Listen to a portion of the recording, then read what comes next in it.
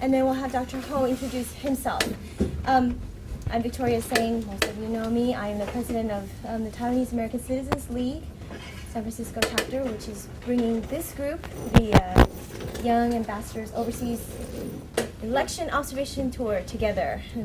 Young professionals and students, graduate students, all coming to observe the election activities and also learn more about Taiwan's culture, economics, and current events. So without further delay, I let Dr. Ho introduce himself. Okay. Well, it's somewhat difficult to face this group, as in the past 6 months or so, I didn't do a very serious study, as a professor should do. Too busy with my routine work. But anyway, let me introduce myself. My name is Szu-Yin Ho. I graduated from Taida, National Taiwan University. My undergraduate major was English literature and a little bit Spanish, though I pretty much forget all the Spanish I learned when I was in college.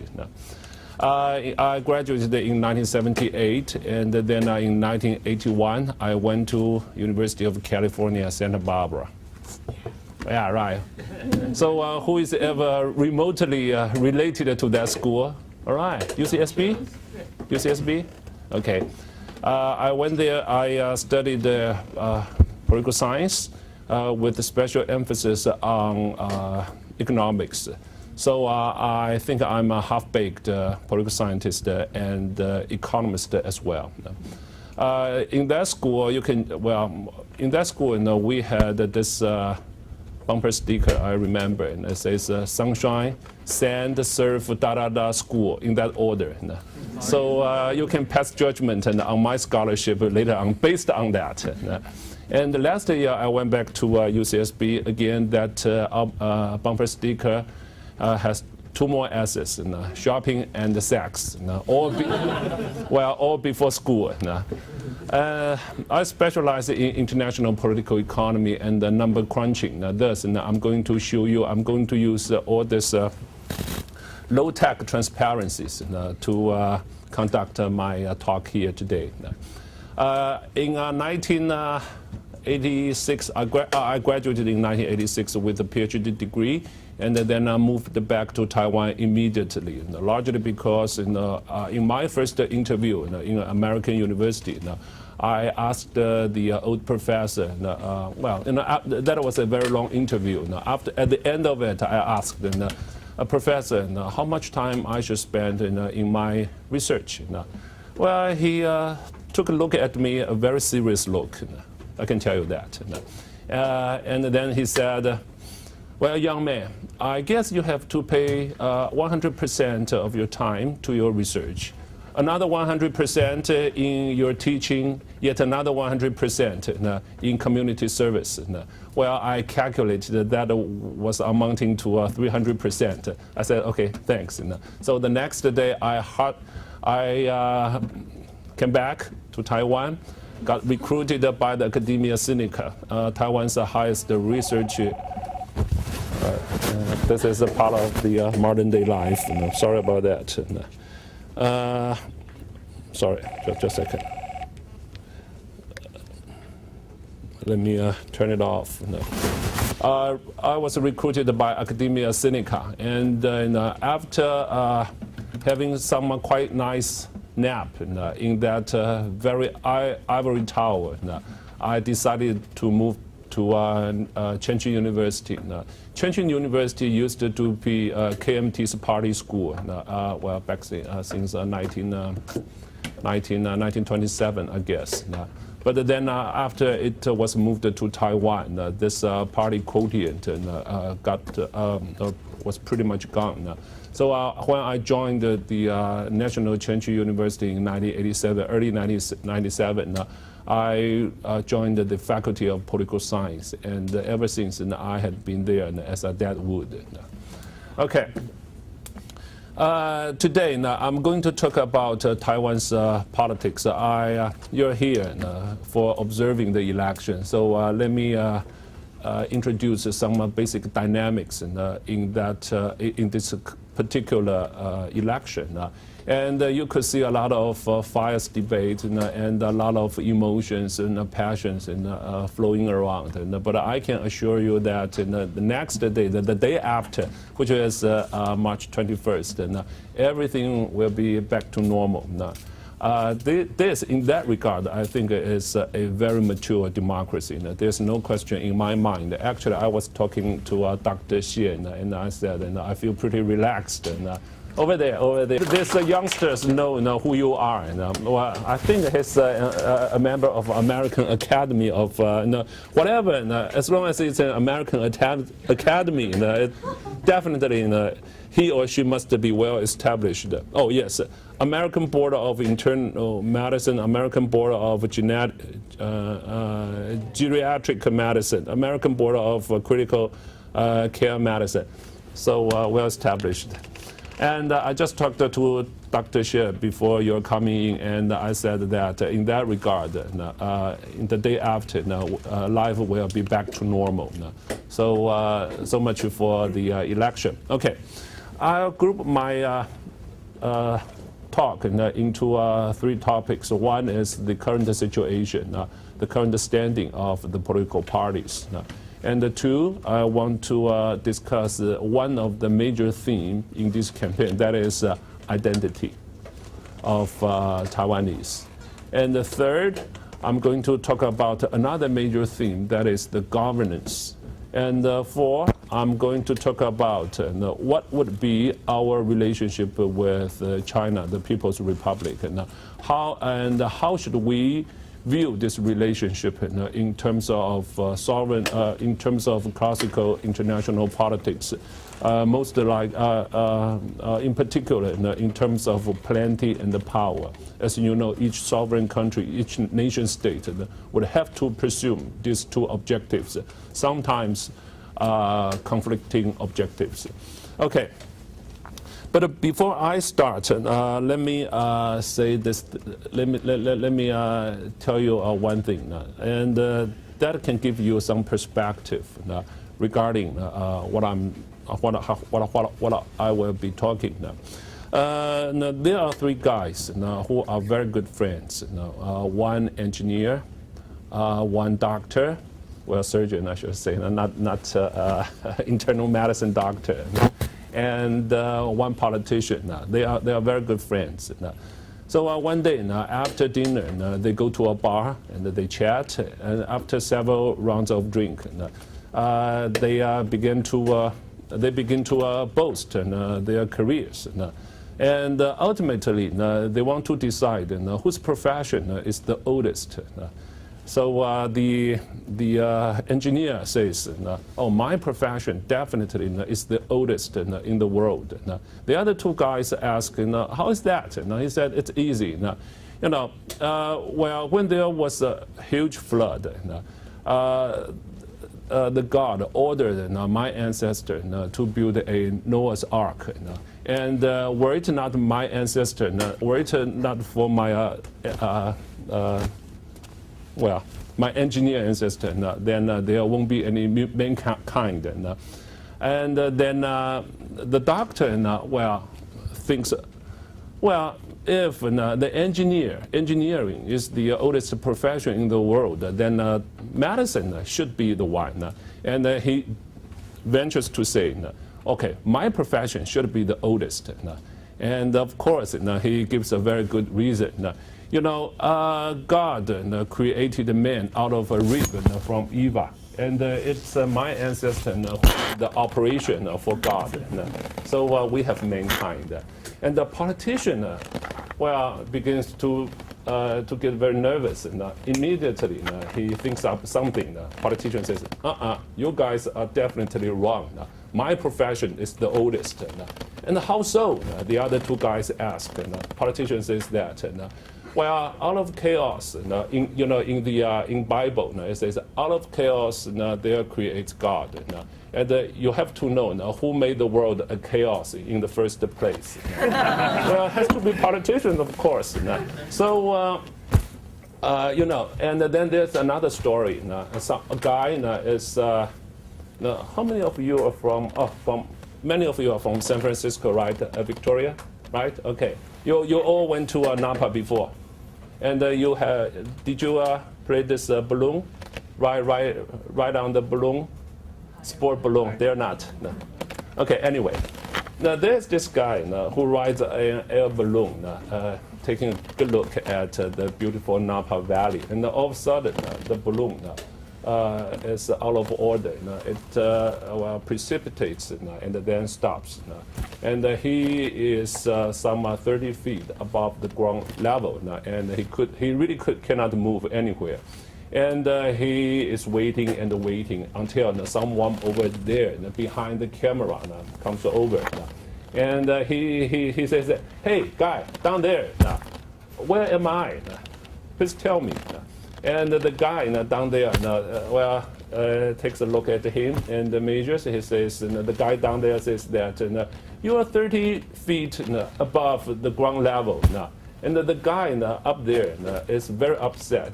Hey, look, I'm stuck here, and you are putting me on, and I cannot move anywhere. And he got very livid.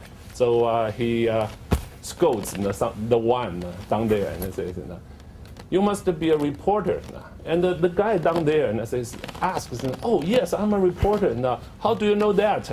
Well, the guy up there says, you have a lot of information, but totally useless." And the reporter reprimanded and gets very upset. So the reporter says, "You must be a governmental official." "Hey, yeah, I am. How do you know that?" "Well, you mess up everything. You blame it on me." And so, this is the world of politics or whatsoever. Everyone has an excuse, and this is you must bear this in mind. I know many of you are young professionals. Professionals, when we say profession, we mean that there are some standards in that profession to pass judgment on whether this is true or false, right or wrong, right? But in political science, well, I'm not sure if political science is really an exact science in the classic sense of the word. But anyway, in politics or in real politics, usually there are no final standards, though there are a lot of value judgments, that I'm sure. Okay, so let me show you this basics.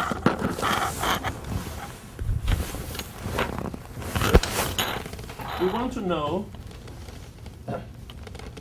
some basic things, the fundamentals of the electorate. And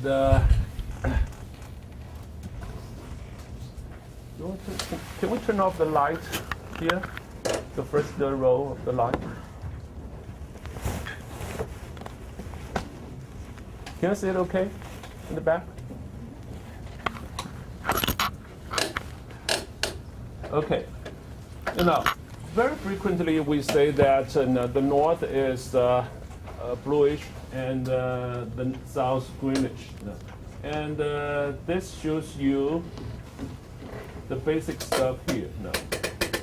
There are several important variables in accounting for the voting behavior in Taiwan. One, of course, is where you reside. If you're a southerner, you are more likely to vote green. And if you are in the north, you're a lot more likely to vote blue. And if you're in the middle, well, you are stuck in the middle. Okay. So you could see that usually Taiwan is divided in electoral terms into 6 areas. The east area, beginning in Yilan County to Taidong County. Can you read some Chinese characters? If not, just forget it. It's okay. Okay. So you can see that the first is the eastern Taiwan, which accounts for almost 7% of the total voters. And then there is northern Taiwan, which includes Keelung City, right over here, Taipei City and the vicinity. In its vicinity is Taipei County. You could see that the Taipei City County as well as Keelung City accounts for almost 30% of the total votes. And then you have the northern central Taiwan, which accounts for approximately 14% of the total votes. And that part of Taiwan includes Taoyuan County here, okay, and Hsinchu County. Have you been to the Hsinchu Science Park? Not yet. Not yet? Okay, were you? Yes. Okay, great. Okay, have a nice tour over there, a very interesting place. And the Miaoli County. In this tri-county area, the Hakanese, which accounts for approximately 12% of the total voters, the tri-county has more Hakanese than anywhere else in Taiwan. Okay. And then there is Central Taiwan, Nantou County, Taichung County, and Changhua, almost 20% of the total voters. Again, in southern Taiwan, the southern Taiwan first is Jiayi County, Jiayi City, and Tainan, which is of course the hometown county of President Chen. Accounts for all these three counties, account for 15% of the total votes. And then in the southern tip, there is Kaohsiung City, Kaohsiung County, as well as the Pingtung County, accounting for 17%. So much for Taiwan's voter distribution. Yes? Can you go into the specifics of what constitutes an eligible voter? Oh, okay. Well, at least 20 years old. That's it. With a household registration card. And yes? There is a registration process. Oh, yes, yes. Let me show you my registration, household registration card, ID card. It's right over here. Okay? If you take the ballot, then they would put a stamp on your ID card. And you go to a voting, booth, and then you pick up, first you pick up the presidential ballot, and then the two referendum ballots, and so on. Yes? If you've been incarcerated, can you vote? Well, being what? If you've been in prison, can you vote? No, there's no absentee voting. Is that the question? We're in prison, but we now. Jail. If you're convicted. Then depending on your sentence. Sometimes in your sentence, you will be ripped of your citizen, voting right, say for 5 years, 6 years, 7 years. But usually the time period of your right, voting right, being ripped off is shorter than your sentence. Thus, when you come out of jail, you usually can vote. That's usually the case. Any more questions regarding the household registration? Please go back. What's light blue? Just a second. Okay, I haven't finished with this chart. Okay, so then based on surveys, and then of course there are a number of surveys, and all surveys would have different, even though they were taken at the same time frame. They might be quite different, largely because the methodologies involved in surveys can be so different for different organizations. So I used this TVBS. I think this is from TVBS, just to showcase what's going on here. Okay, so you could see, for example, in this tri-county areas, the blue account 44% right over here. It's 41% is for blue, 30% is for green. But down here, you can see right here. Okay, I'm sorry. You can see that 41 is for blue, 34%. I'm sorry. 41 is for green, and 34 is for blue. Well, this is based on one-shot survey conducted by TVBS back some 2 months ago. Of course, the results of surveys fluctuate. Thus, nowadays, if you can have a public opinion poll, you may have quite different shape, quite different configurations for these rings. Yes. Are these surveys consistent with what surveys taken during the presidential election in 2000? No. Consistent means that you can do a cross-time comparison, and in your question, it's a cross-time comparison of almost 4 years. And I really don't think that they are that comparable. That is, say, a TVBS survey conducted in this year compared with TVBS surveys conducted in the year 2000. They're not that comparable, largely because politics itself changes, methodologies change, and some other very small details that would influence the result of polls also change. So they are not that comparable. But we can compare the surveys across time. Across the board and through time. Okay, and you will see a lot of surveys. Now, basically, well, I can give you some interesting example. Now, for example, let me see. 山水民调, 山 is mountain, 水 is water. Well, at least you know these two characters, right? What? Please. Yes, 山水民调. Okay. Well, 山水 polling organization. For example, this was okay. All this. According to our campaign law, all public opinion polls would have to be closed 10 days prior to the presidential election day. Thus, the election will be held on March 20th, this Saturday. So 10 days before, it was March 10. March 10, yes. All the public opinion polls are closed.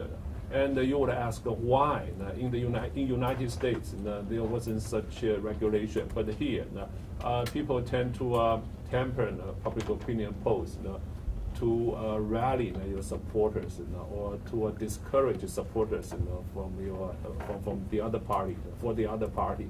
Thus, public opinion polls were used for real politics, for political purposes. They are not as objective as you are so used to in the United States. Okay, thus, all the public opinion polls would have to be closed 10 days before the presidential election day. Okay, and all my examples are from public opinion polls published on March 9th, and they vary. From low to high, 山水民调 had green over blue by 2 percentage points. And then the DPP's internal polls show that they are ahead by 1 percentage point, so 1.6 or 1.8, and I don't quite remember, but it's a ballpark figure. And then you have ERA News. ERA is a local television, cable TV. ERA News poll, which had the green over the blue by 5. The blue over the green by 5 percentage points. And then you have a TVBS by 5.2 or something like that. And you have Apple Daily with blue over green by 6 or 7 percentage points. Thus, they vary a lot. And there are there are 2 reasons for the fluctuations in this public opinion polls. Albeit all these polls were taken basically in the same time frame. One reason is one reason is that there has been some changes even within this very narrow time frame. 2 is methodologies used are totally different. Okay, in the United States, you're from San Francisco or you are from Los Angeles, doesn't matter. United States, you have well-defined zones. The zoning regulations are very strict. Thus, nationwide or even statewide, you could design some typical blocks and then you found that you call people within that block. Here, you cannot do that. If you go to Yonghe City, have you ever been to Yonghe City, which is a neighboring city to Taipei, a satellite city? Okay, where have you been? Which? Kaohsiung? Kaohsiung, which area of Kaohsiung? Zaiminqu or where? I don't quite remember. Okay, look. Here, we do not have very clear zoning regulations. This, all this route, just zigzagging. It could be, well, once you go around the corner, suddenly you are on a different street. And then you cross two red lights in a straight line, you are suddenly in yet another street. Sometimes you have the situation that after 2 blocks of disappearance, your road appears 3 blocks away. And then it will be extremely difficult to find the typical household. Okay, and thus you have to rely on a number of things and statistical details to sort that out.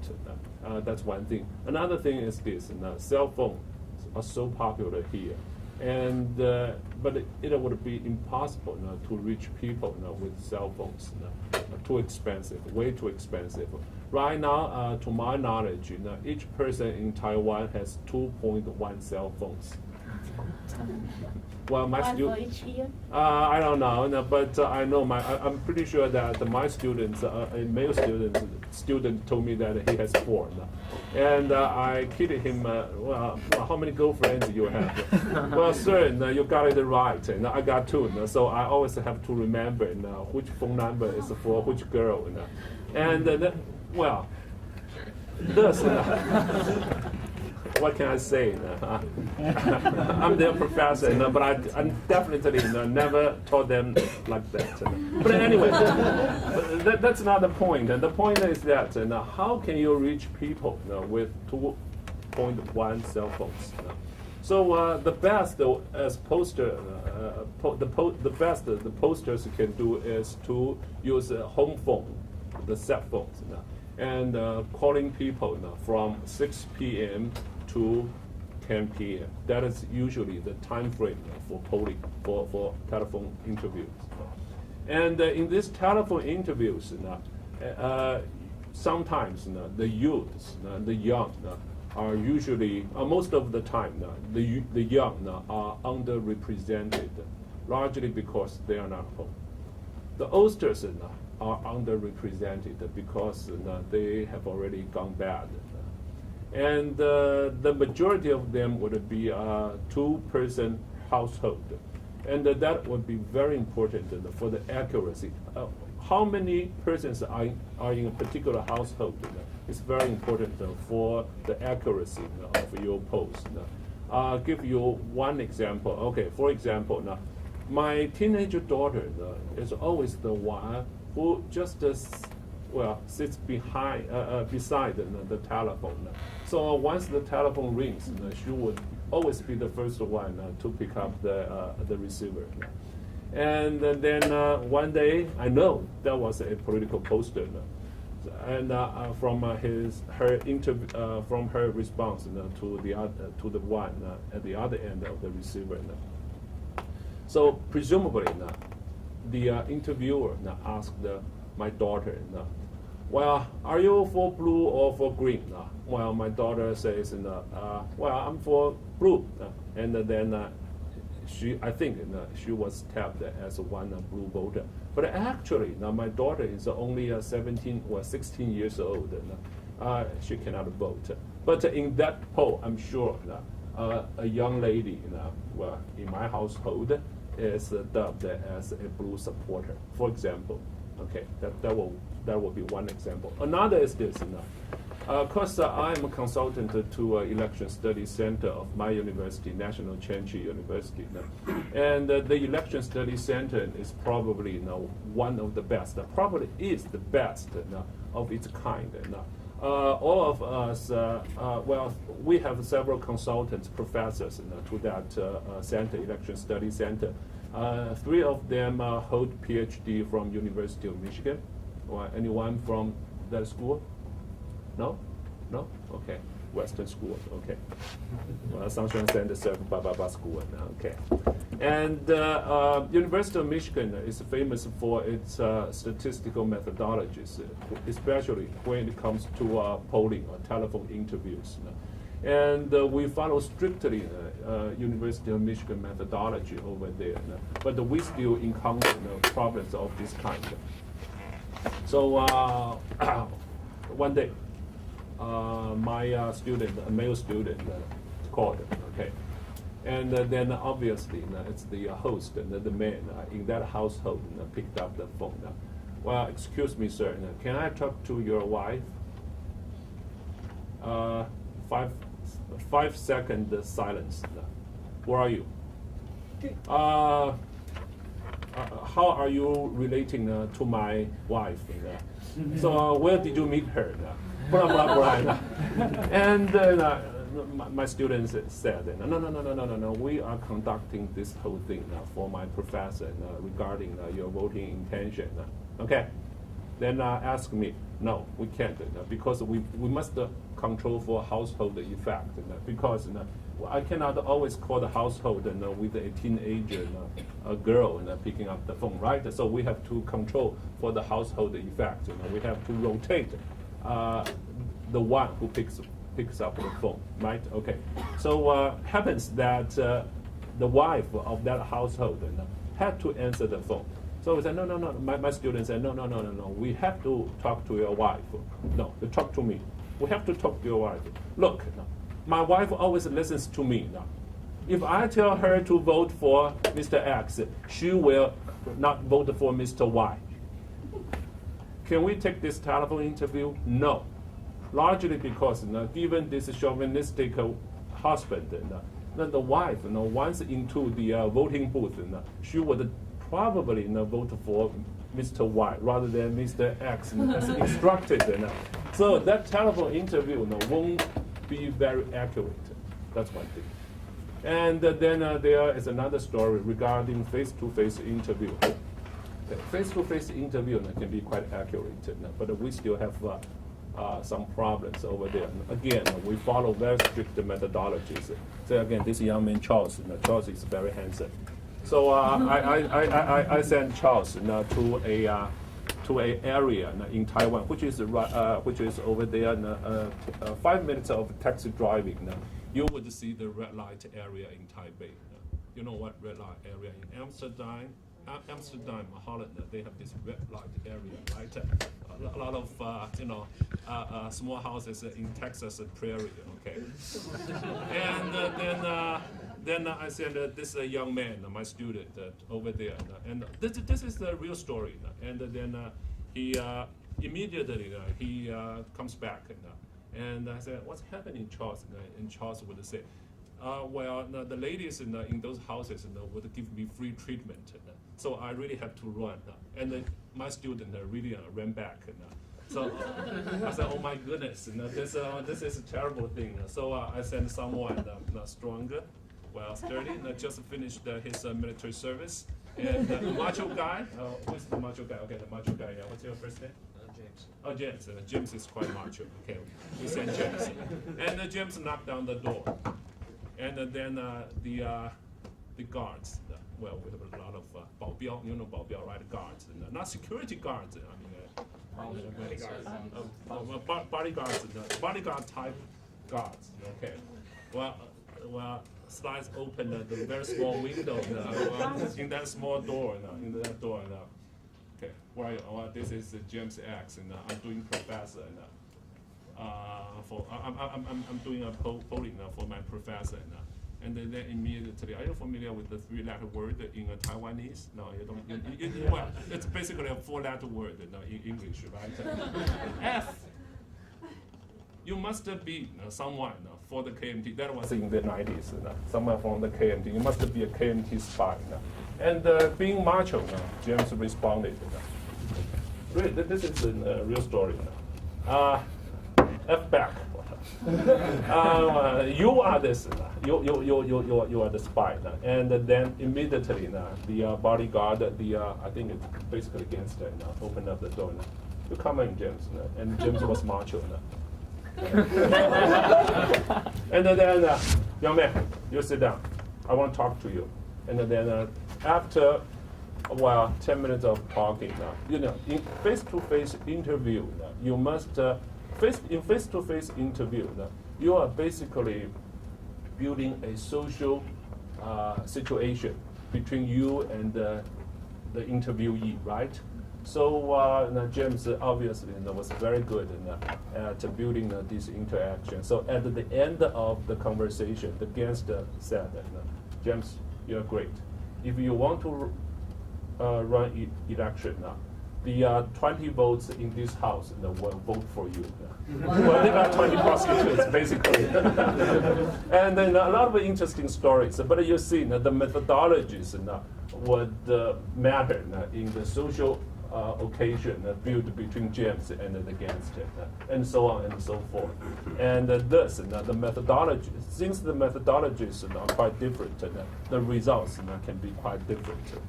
And so much for the polling results. Listen, I have a lot of students, friends asking me which post, because they always want to know who will win, right? Okay. Then so they know I'm a number cruncher. They ask me which poll is the most consistent one, and I want to say every one of them is consistent compared to the organization's previous polls. You cannot really compare polls across the board. So I cannot compare the Era News poll with TVBS poll or 山水民调 or 山水 polling organization, or the DPP or KMT's internal polls. There is no way you can do that kind of comparisons. Get it? Yes. What are the polls typical error rates? Usually it's 2.7 to 3 percentage points. Okay, this is very typical. We have to interview at least 1,067 interviewees. That is the number would have to be at least that number to reach 3 percentage points, minus plus. Okay. Any more questions regarding polling? What's light blue? What is what? You got green, blue, and then the other category. Oh, okay. I think the light blue is, let me see. Undecided. Undecided. Okay, it will be extremely difficult to know who those undecided are. At least you cannot have any statistical confidence in who they are. Okay, and so we use a number of profiling techniques to forecast, to make prediction of their voting behavior. Say if you are someone who lives in Taipei, well educated,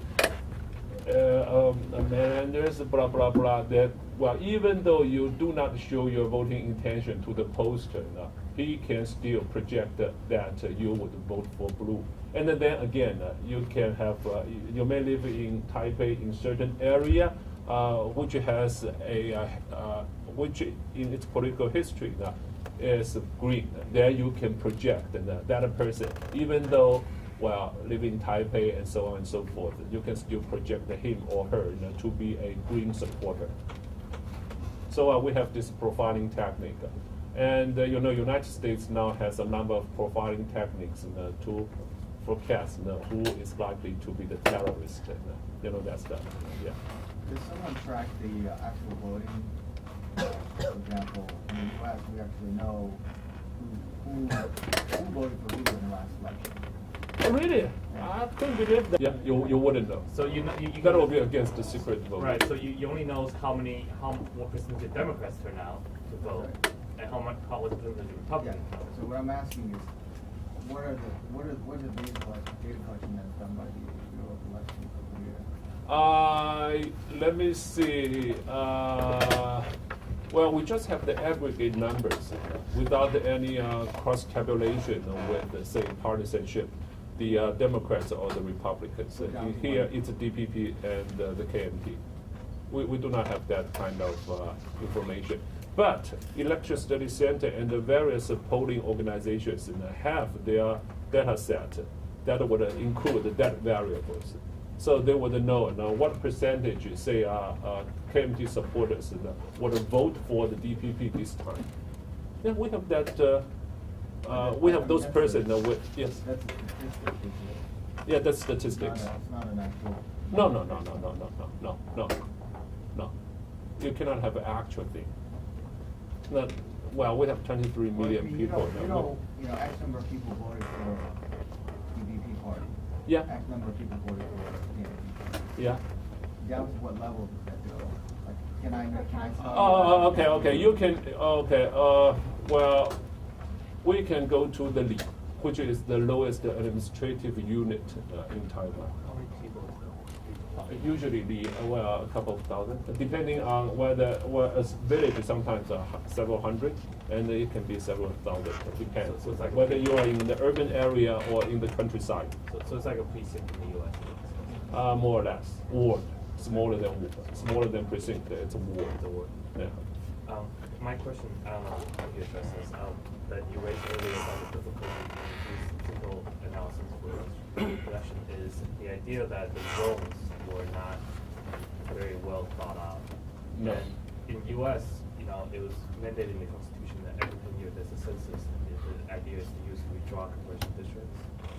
Is there a correlation between voting districts and the zone in Taiwan?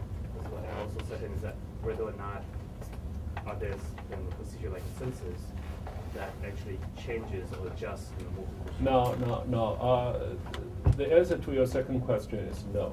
Well, to my knowledge, there hasn't been any change in the past 10 or 20 years regarding the change of the basic administrative unit, league or village. No.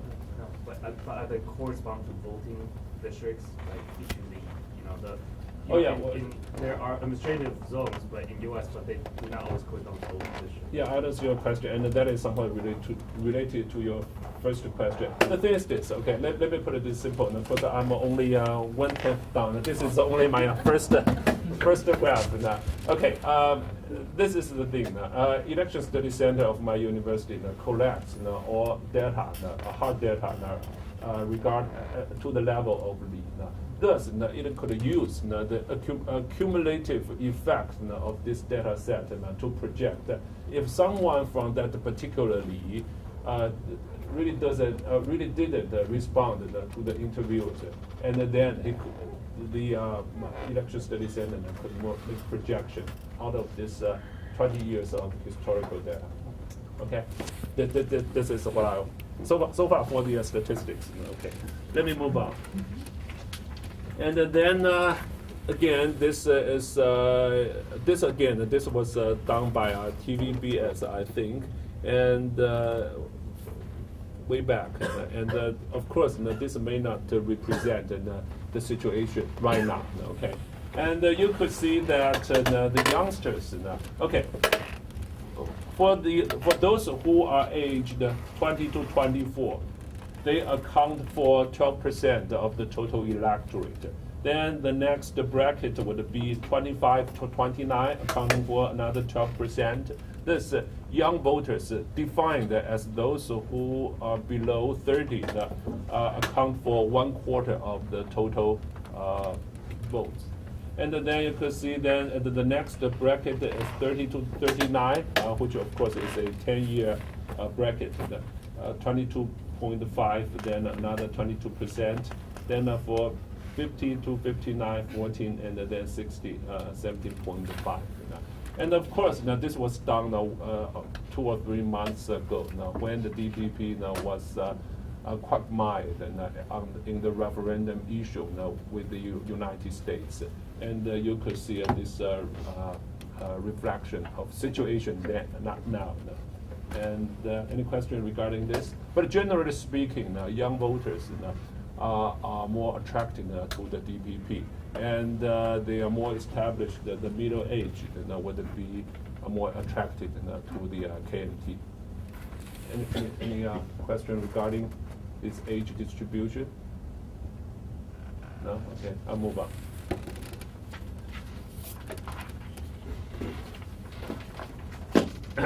Okay. The next thing is my favorite. What's happening here? It's 40%. 40%. And this is what we call 基本盘, your core supporter, your core camp. Here, traditionally, you could see, okay, in the States, when the competition is between two political parties, or in Great Britain or in New Zealand, when the competition is between two political parties, you would see a centralizing tendency in the electorate. That is because the political parties would like to move toward the center to make appeal to the majority of the voters. Okay, this is the red line is a normal distribution. Of course, you want to move toward the center. Okay, and this in the jargon of my discipline is called median voter theorem. That is, political parties will be less polarized if there are only two parties. They will move toward the center. They will soften up their edge, their ideological edge, to attract the majority of the voters. But here, it's quite different.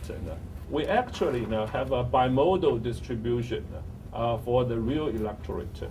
That is, the green camp account has at least 35% of staunch supporters. And the blue has approximately 40% of the staunch supporters. And they are, well, I think they are all fundamentalists, I guess, in a sense. And you can see that in Taiwan, there is very, very few middle of the roaders. That is, wherever you see on the street, that guy or the guy on the main street or the girl on the main street probably has already made up their mind. Okay, 40 plus 35 is 75%. And then 40 plus 35 is 75%. Then, well, assuming 85% of 85% turnout rate, you could see that there is at most 10% of undecided voters. Then again, we just don't know statistically who these undecided voters are. And there's no way you can tell who they are. So basically, you can do two things as campaigners. One, well, as Americans frequently say, that you want to kiss as many babies as you can. That's one. Or you want to shake as many hands as you can. So that hopefully, out of 10 babies you kissed, well, at least one parent would vote for you. Right? So this is a blanketing or carpeting campaign tactic. Okay, that's one thing you do. Another thing is you do is to hold large-scale rally, street rally. Okay, have you seen the most recent one held on March 13th? Oh, it's very crowded, right? And on February 28th, there was another rally by the DPP. And then, of course, both rallies addressed in a very moderate tones. But we all know that they are political rallies, no matter what each political party would like to say. Okay. Then why this is the case? Largely because in these mass rallies, you can get moved, you can become very passionate. Thus, well, after the rally, well, you go to night market, and you have some small dishes, and then during the waiting time, you could lobby for free for your political party because you were so moved in the daytime. Okay. Or next morning, you go to the traditional market and you could lobby for your party for the votes of the vendors. And so you need these mass rallies. And that's why, well, if all these rallies were held in China, the Chinese Communist Party would have fainted already, because that to them means danger. But here, I think we are mature enough to know what is that for, what the rally is for. It's a very good campaign strategy. In the States, George Bush Jr. or Kerry would like to pick up endorsements from, say, UAW or from the teachers' union and so on and so forth. Here, the name of the game is holding rallies. Now, the question would be now, why we have two political parties? Actually, we have four now, but the four had already paired themselves into two camps, right? Thus, we have the term blue camp and the green camp. And then we want to ask, why in this basically two-party competition, why we don't have this median voter theory? If we do have this normal distribution, then everybody would feel much more comfortable than the current competition, basically a diametrical competition. The point, the reason, there are a number of reasons, but one of the most important reasons is because of political communication. It's so lively here. Okay, for both political rallies, each side, okay, the formula is exactly the same. Okay, on February 28th, the DPP hired 3 choppers, and with 25, we have 25 cities and counties island-wide, 25 SNG cars. SNG, you know what SNG is, right? That is a real-life camera. Okay, SNG. Okay. Very advanced equipment, electronic equipment. And then having all this SNG footage sent to a central station, which for this case is channel 42, 民视. Okay, 民视 is 董事长 used to, the chairman of the board used to be DPP legislator, Mr. Cai, Chong Cai. And then 民视 would send the message, the footage to all the to the 3 networks and all the cable stations. So this is the DPP was able to send a very consistent message to the general public. And comes March 13th, and the KMT did exactly the same. 3 choppers, 25 SNG cars, and with all the messages sent to a central station, in this case Channel 10, China CTV, and then having CTV send all this message footage to various cable stations, exactly the same. That's one reason. Political communication is very lively here. 2, well, I cannot say that, but this is much to my chagrin. Taiwan has way too many political talk shows. In the States, we have only Meet the Press, or whatever in Sunday, whoever that doesn't go to church or doesn't sleep that late, would watch Meet the Press, right? But here, each night, from 8 o'clock to 12 o'clock, and I've counted it. 8 o'clock to 12 o'clock would be 4 programs, 4 talk shows, right? We have 8 stations with talk shows, which is each night 32 talk shows, political talk shows. The worst thing is this. In the morning, they will be rerun from 8 to 12. Yes, you get, I mean, each day has 24 hours. So for full 8 hours, you get bombarded with all this political information. And then actually, this is the cheapest way to run the program. All you need is talking heads, blah, blah, blah, blah. And then you get good coverage. And then things would start rolling from there. And thus, Taiwan's electorate is very much polarized. For one reason, for this spectrum is very important. Okay, think along this spectrum.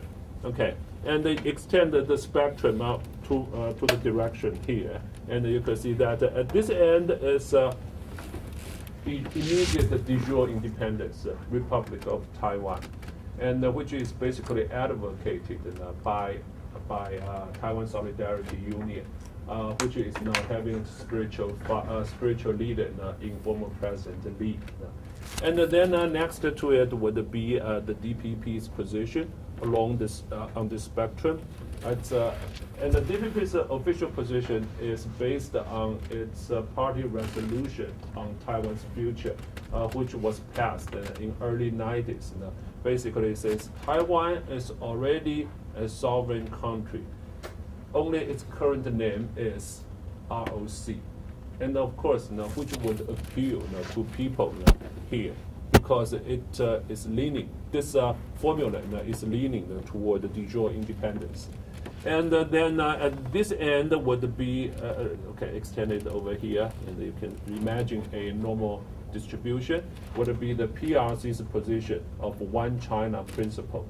And of course, given that the majority of the countries in international community give full diplomatic recognition to China, this one China principle basically implies one China is the People's Republic. And then here, think of this as this KMT's insistence on Republic of China. Okay, the KMT wants the current name, 中华民国. Okay, now in terms of electioneering, of course the DPP here. Okay, you have to use your imagination. The DPP here would love to push the KMT's position toward the PRC's position, so that it can take up the median voter position to attract the majority of the voters. And that's why here the KMT, in order to avoid being pushed toward this end, released its insistence on Republic of China. Right now, I think it was last November, the KMT claimed that it wants Republic of China now, but will leave de jure independence, that is ROT or reunification with China, as future options, for future generation. And of course, the PRC got very nervous and believing that everyone in Taiwan is moving toward that end. Okay, got it? Okay, this is solely a matter of electioneering. You want to elbow your position into the center. But right now, given the political shows, given the large amount of political communication and so on, we can see this bimodal distribution. And 40% to 35%, this is a ballpark figure or rule of thumb for political pundits here. And I think that they have good reason. And Election Study Center's historical data set shows that this is the case. It's a 5% natural lead for the blue over the green. Yes. Go ahead, whoever. I was just going to ask, on those 33 political talk shows, do the shows endorse certain viewpoints, or do most of the shows have debate between pan-green and... Okay, well, the talk show hosts usually have their very firm, extremely firm political positions. And this is so interesting in Taiwan. In the United States, I was in the States to study American politics. One of my major fields in PhD program was American politics. In American politics, I was taught that people will base their voting decision on 3 factors. 1, the quality of the candidate. 2, the issues. And 3, partisanship, right? But here in Taiwan, it's the reverse. People have already made up their mind, and they cast their shadow on the 3 things. Okay, if this guy is already for Chen, if this guy is already for Chen, then no matter what Chen does or says or whatever, he thinks Chen is just perfect. No matter how absurd the issue stance Chen could take, he will think that is perfectly rational. So it's a voting decision. It's basically it's a story of the tail wailing the dog, not the dog wail the tail. And this is our democracy. Now, well, this is not unusual for some Western European democracies. People have their choice of a voting choice for a particular party, and then they cast their projection, their very subjective projection on the party's policy positions. So I'm not sure if I answer your question, but I'm very sure that my answer is very relevant to your question. Oh, yeah, you answered it, but I had a follow-up question, so. I have a, Well, I was just gonna say, in those 32 shows, you said most of the talk show hosts have a firm position, and I was wondering what percentage of those 32 shows, like, what are their positions? half-half. Oh. Half-half. That's my guess. Well, that's a good question. I'm going to ask my graduate student to do some calculation for me. That should be quite interesting. The thing is this, okay, look, this is so interesting. No, I know the many viewers, okay, my friends, my family members, my students, if they are endorsed to blue, for example, they would only look the blue hosts. Well, they just cannot stand the green hosts, vice versa. So, this would only reinforce the bimodal tendency, because the blue voters are only willing to take messages from the blue talk shows, and the green voters would only look at the green talk shows. That's why we have this bimodal distribution.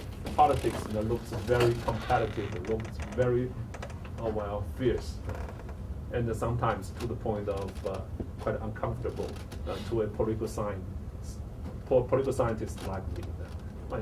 Shouldn't be that, but actually it is that. Yeah. It is great that there's this election statistics center working on this. Have you tracked the last 3 presidential elections to see if this bimodal, how it's changed? Basically, the bimodal, the proportion here is based on all the past electoral results, including the previous 2. Okay. Is it dynamic? Has it been changing? No, actually, I'm going to show you a survey later. Okay, and it doesn't change that much. Yes. Well, I saw it. Yes. You mentioned that based on some studies, it's common, or I don't remember the exact word. I apologize for the 5% difference, and that 5% higher would go to the blue. And I'm just wondering what that's based on. Can you repeat your question? I think you mentioned, I think either in the studies your students did, they said that the 5% that blue holds over green, it makes sense. Well, it's just a statistical fact. Okay. Okay, you accumulate the results of elections of past 20 years. I'm sure it's past 20 years, and then you get this basic result. Okay. Can we skip to the next one? Okay, thank you. Now, this is based on ERA News. Okay, survey conducted by ERA News. This is quite interesting. This is only up to February the 9th. Now, my graduate student actually is not in Taipei right now, so I couldn't ask him to extend the line. But I can guarantee, I can assure you that the line just looks like this. So this is very fixed. Okay, the blue usually hovers around 40%, and the green, well, in this case, the blue usually 37, 36, 37, and the green 32, 33. Okay, 5 percentage points, basically, on average. Okay, extremely stable. It doesn't matter how the green attacks the blue. Well, whether it's the KMT's party properties, whether candidate Chairman Lian Chen had beaten his wife, that kind of thing. Really doesn't matter. The blue has a very consistent support around the 37. Okay, and here green. It doesn't matter if the first lady was engaged in insider trading. If some tycoons make some very strange accusations, it really doesn't matter. If there is a lot of flip-flopping in the counting of valid votes, or if the economy is good or bad, the relationship with the United States is good or bad, it really doesn't matter. Only this green line, this forever green line, I really love this chart. And so, and well, okay, I can give you a address of this, the website. I think it's www.survey.eranews, eranews.com. Got it? Well, maybe .tw in the back, but doesn't matter. Got it? Survey.eranews.com. Got it? Okay. Right now, you cannot log on it because all the polls have to be closed. So on March 21st, and if you have time, you can try it. And, I think by then, all the survey results will be resumed. Okay? Very stable. Really doesn't matter. Thus, you may ask, what are we doing now? If there are already this very consistent pattern of voter support. The thing is this, there is approximately 10% of undecided voters. Remember that thing? Okay. You want to galvanize, you want to attract, you want to pick out the 10% to be on your side. Look, the difference is 5%. If you work hard enough, you may get a 6%. From the undecided voters, then you win the election. It's that easy. Okay. Can we take a Can we take a later? And after this question, can we take a 5-minute break? I see many of you are dozing off. I know you had a very long trip today. It's not a question, but just it's my opinion. Maybe you can judge it. This kind of stable dynamic curve, I would think is people in Taiwan now, it doesn't matter who is the president. It matters is, are we going to be a country, the Republic of Taiwan, or are we going to go to China? Yeah, this would be my next, the topic of my next presentation regarding the ROT, ROC, or whatever, okay, and identity issue. And then I'm going to present the governance issue. Okay? So I'll answer your question later. We'll take a 5-minute breaks. And then if there's, you can use the bathroom, it's right outside to the left.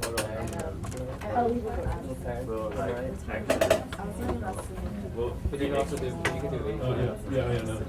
Yeah.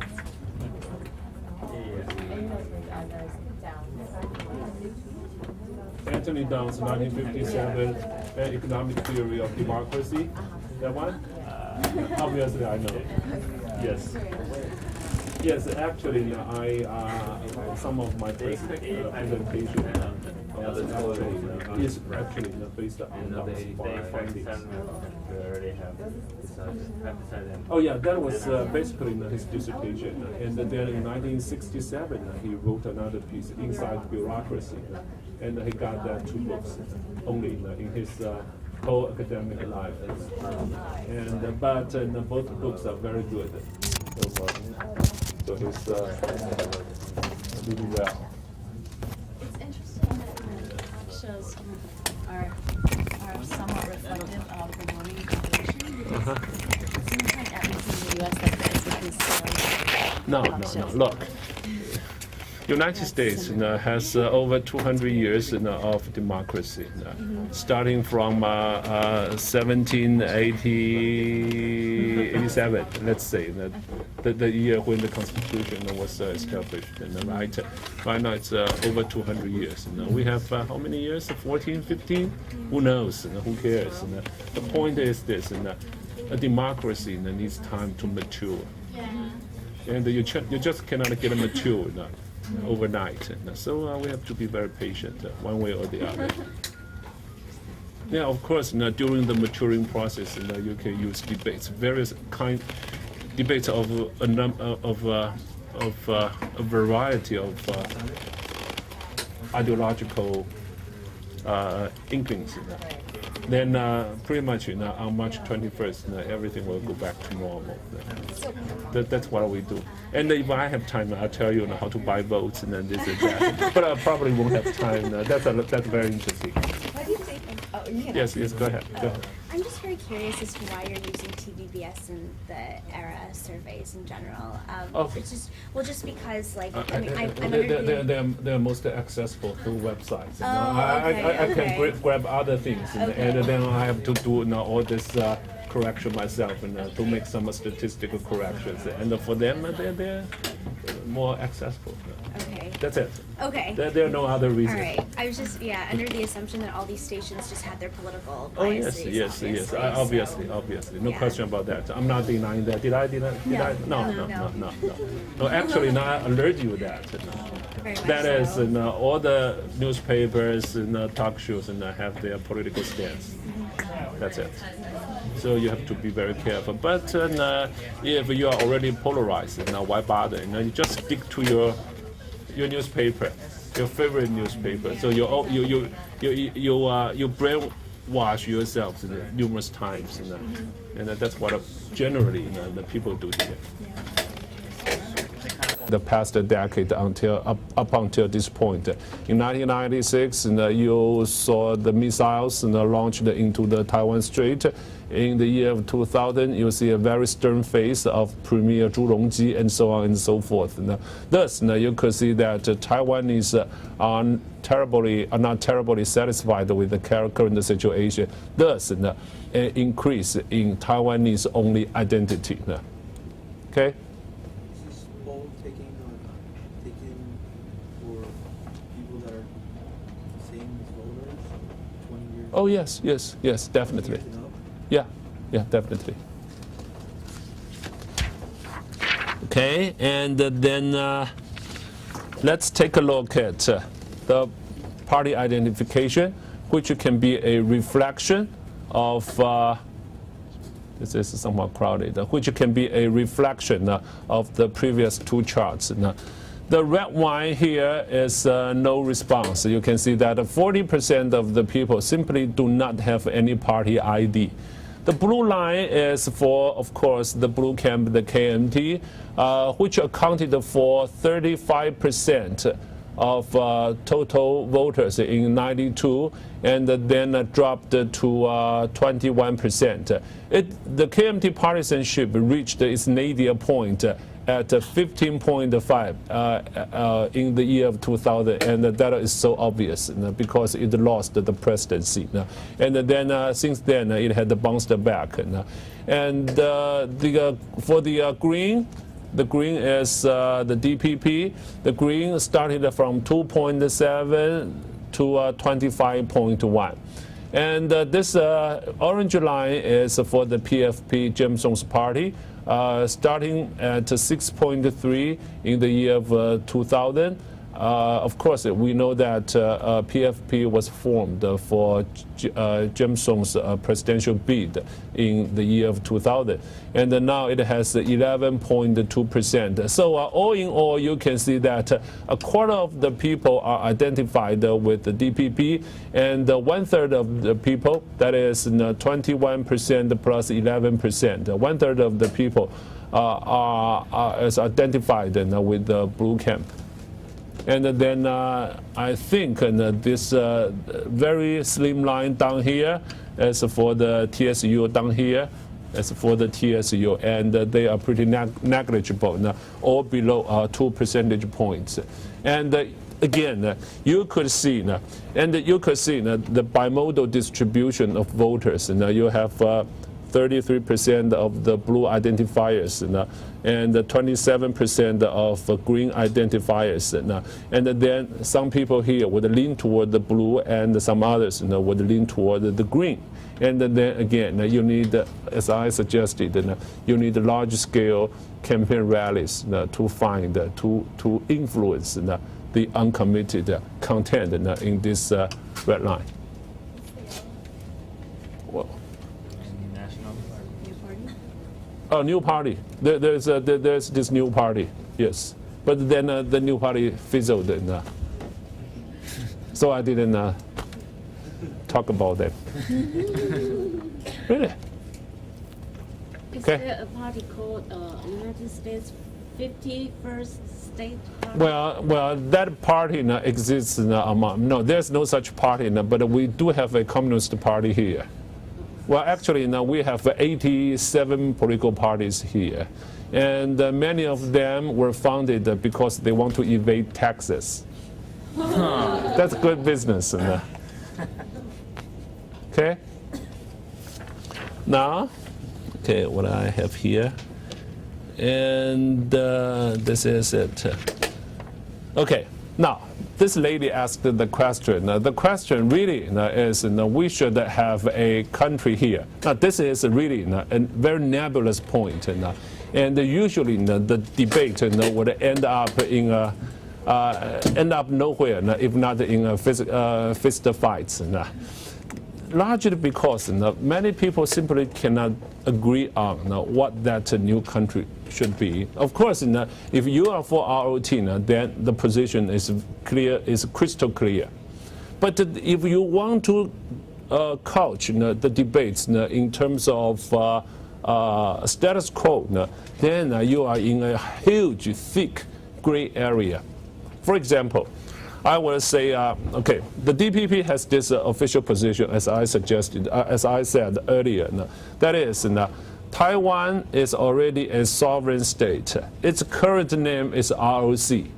So you think Taiwan is Taiwan or ROC? I mean, a lot of people say that now. Here, it's actually an American, very experienced American observer of Taiwanese politics said this to me. He said, alas, my friend, you have a lot of patriotic people, but the point is, those who love Taiwan are not those who love ROC. I mean, this is so mind-numbing. You just cannot figure out what it is, really. If you, especially if you want to talk to the people in the middle. If you ask him, should we have a de jure Taiwan independence and change our national title to Republic of Taiwan? Well, many of them will say, of course, why not? And then if you ask the same people, well, how about ROC? Oh, yes, ROC is great, I like it, and blah, blah, blah. There's just no end to it. And that's why in each election there is the identity issue is always a theme in the elections. It's always there. It will not be gone. It will be there. After 4 years, if you come to observe election 2008, well, if you invite me over here, I'll give you the same talk, basically. The same stuff, the same talk shows, well, the same political communication. Well, that's it. Any question regarding the whole thing here? Identity issue. Let me put it this way. Identity issue is the strong suit of the DPP. And then the KMT is regarded, is perceived as the better one in this campaign in governance issue. And I'm going to present to you the governance issue stuff. No more question regarding the identity? I thought you would like to talk more about this thing. Yes. Do you have theory as to why the theme of identity has actually grown over the years? Oh, yes, I said it's, well, I tried to decipher the effects of generation, aging, and the period. And in a socio-economic analysis, and sometimes we can make aggregate prediction based on these three sets of factors, the aging, generation, and the periodic effects. That is, what kind of events would influence your position. And I tried to do that in my paper, and I argued in that paper, and my conclusion in that paper is, were it not for the Chinese, how should I put it, the Chinese treatment of Taiwan in the 90s, the rise of Taiwanese only identity will not materialize. Yes? Yeah, I have a question. With the changing of education system or the textbook per se, since President Lee, and do you know anything about, I know you don't, or maybe a survey number about people who's under 20, their identity, I don't know, how they are being Is there a difference between, minor, say, versus, people who? The age is not a variable that can account for the drop of Chinese-only identity or the rise of Taiwanese-only identity. And so this is really across the board, given all these demographic variables. And so you can say that there is such a thing as Taiwanese identity very much on the rise. Okay, and China, I think, is getting more and more concerned with this fact. And the United States, so is United States. But the thing is this, then again, I'm going to talk about this later. That is, while having a ROT for Taiwan's national title, is certainly a legitimate argument here. Or it has a very strong domestic political logic here, but it is at the loggerheads of the logic of international politics.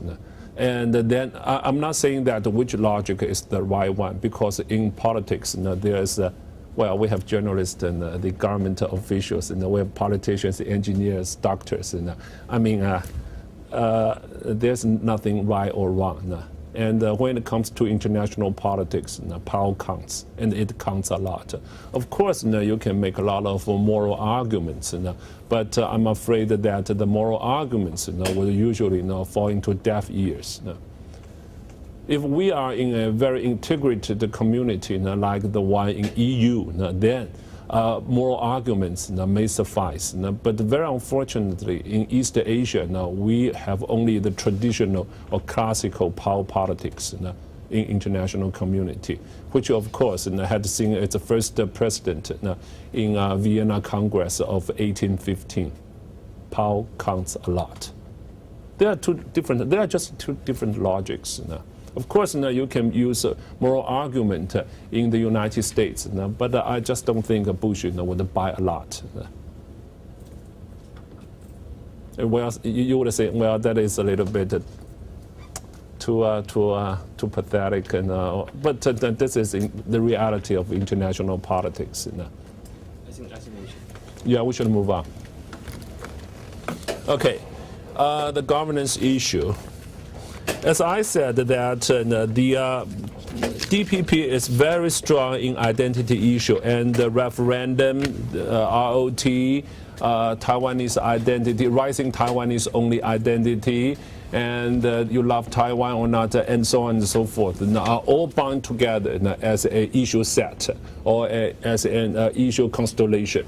And now the KMT's strength, or the KMT PFP coalition strength, is somewhat different. It's on governance issue now.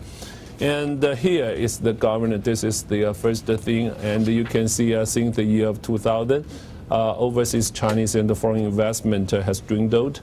And you can see this line is the year of 2000. Okay, I'm sorry. There's a red line here. Okay, let me move it over a little bit here. Okay, and this is the first trend. And you can see that government investment has gone down right over here. This is government investment. The previous one was private, and here is private investment. And you could see that right now our private investment level is about at the stage of 92 or 93. And then you could see per capita GNP stagnated in the past 4 years. It's 14 something. It's now 13 something, 13,000. I just go over it very quickly. And this one is telling a lot of our current financial situation. The government debt as a percent of GDP, which is actually quite high now. And it now accounts, government debt accounts for approximately 33% of our total GDP. And of course, you know, this very high government to GDP ratio does not bode well for any Standard & Poor sovereign projection or country risk. And this is the disparity between the 20% richest and the highest 20% rich and the lowest 20% of income holders. And you could see the gap has been widened to 6 point something. And this is not very good, 6.4%. And this has a number of bad implications for the society as a whole. And then there's this unemployment rate, and it's right over here. Oh, this is not updated yet. And right now it is 4.9 something. Usually 1 percentage point of unemployment rate is the equivalent of 100,000 people unemployed. Okay. Well, United States' unemployment rate now stands at 5.6, which is regarded as the Achilles heel of George Bush Jr. But United States is a big country. It has a lot of innovative abilities.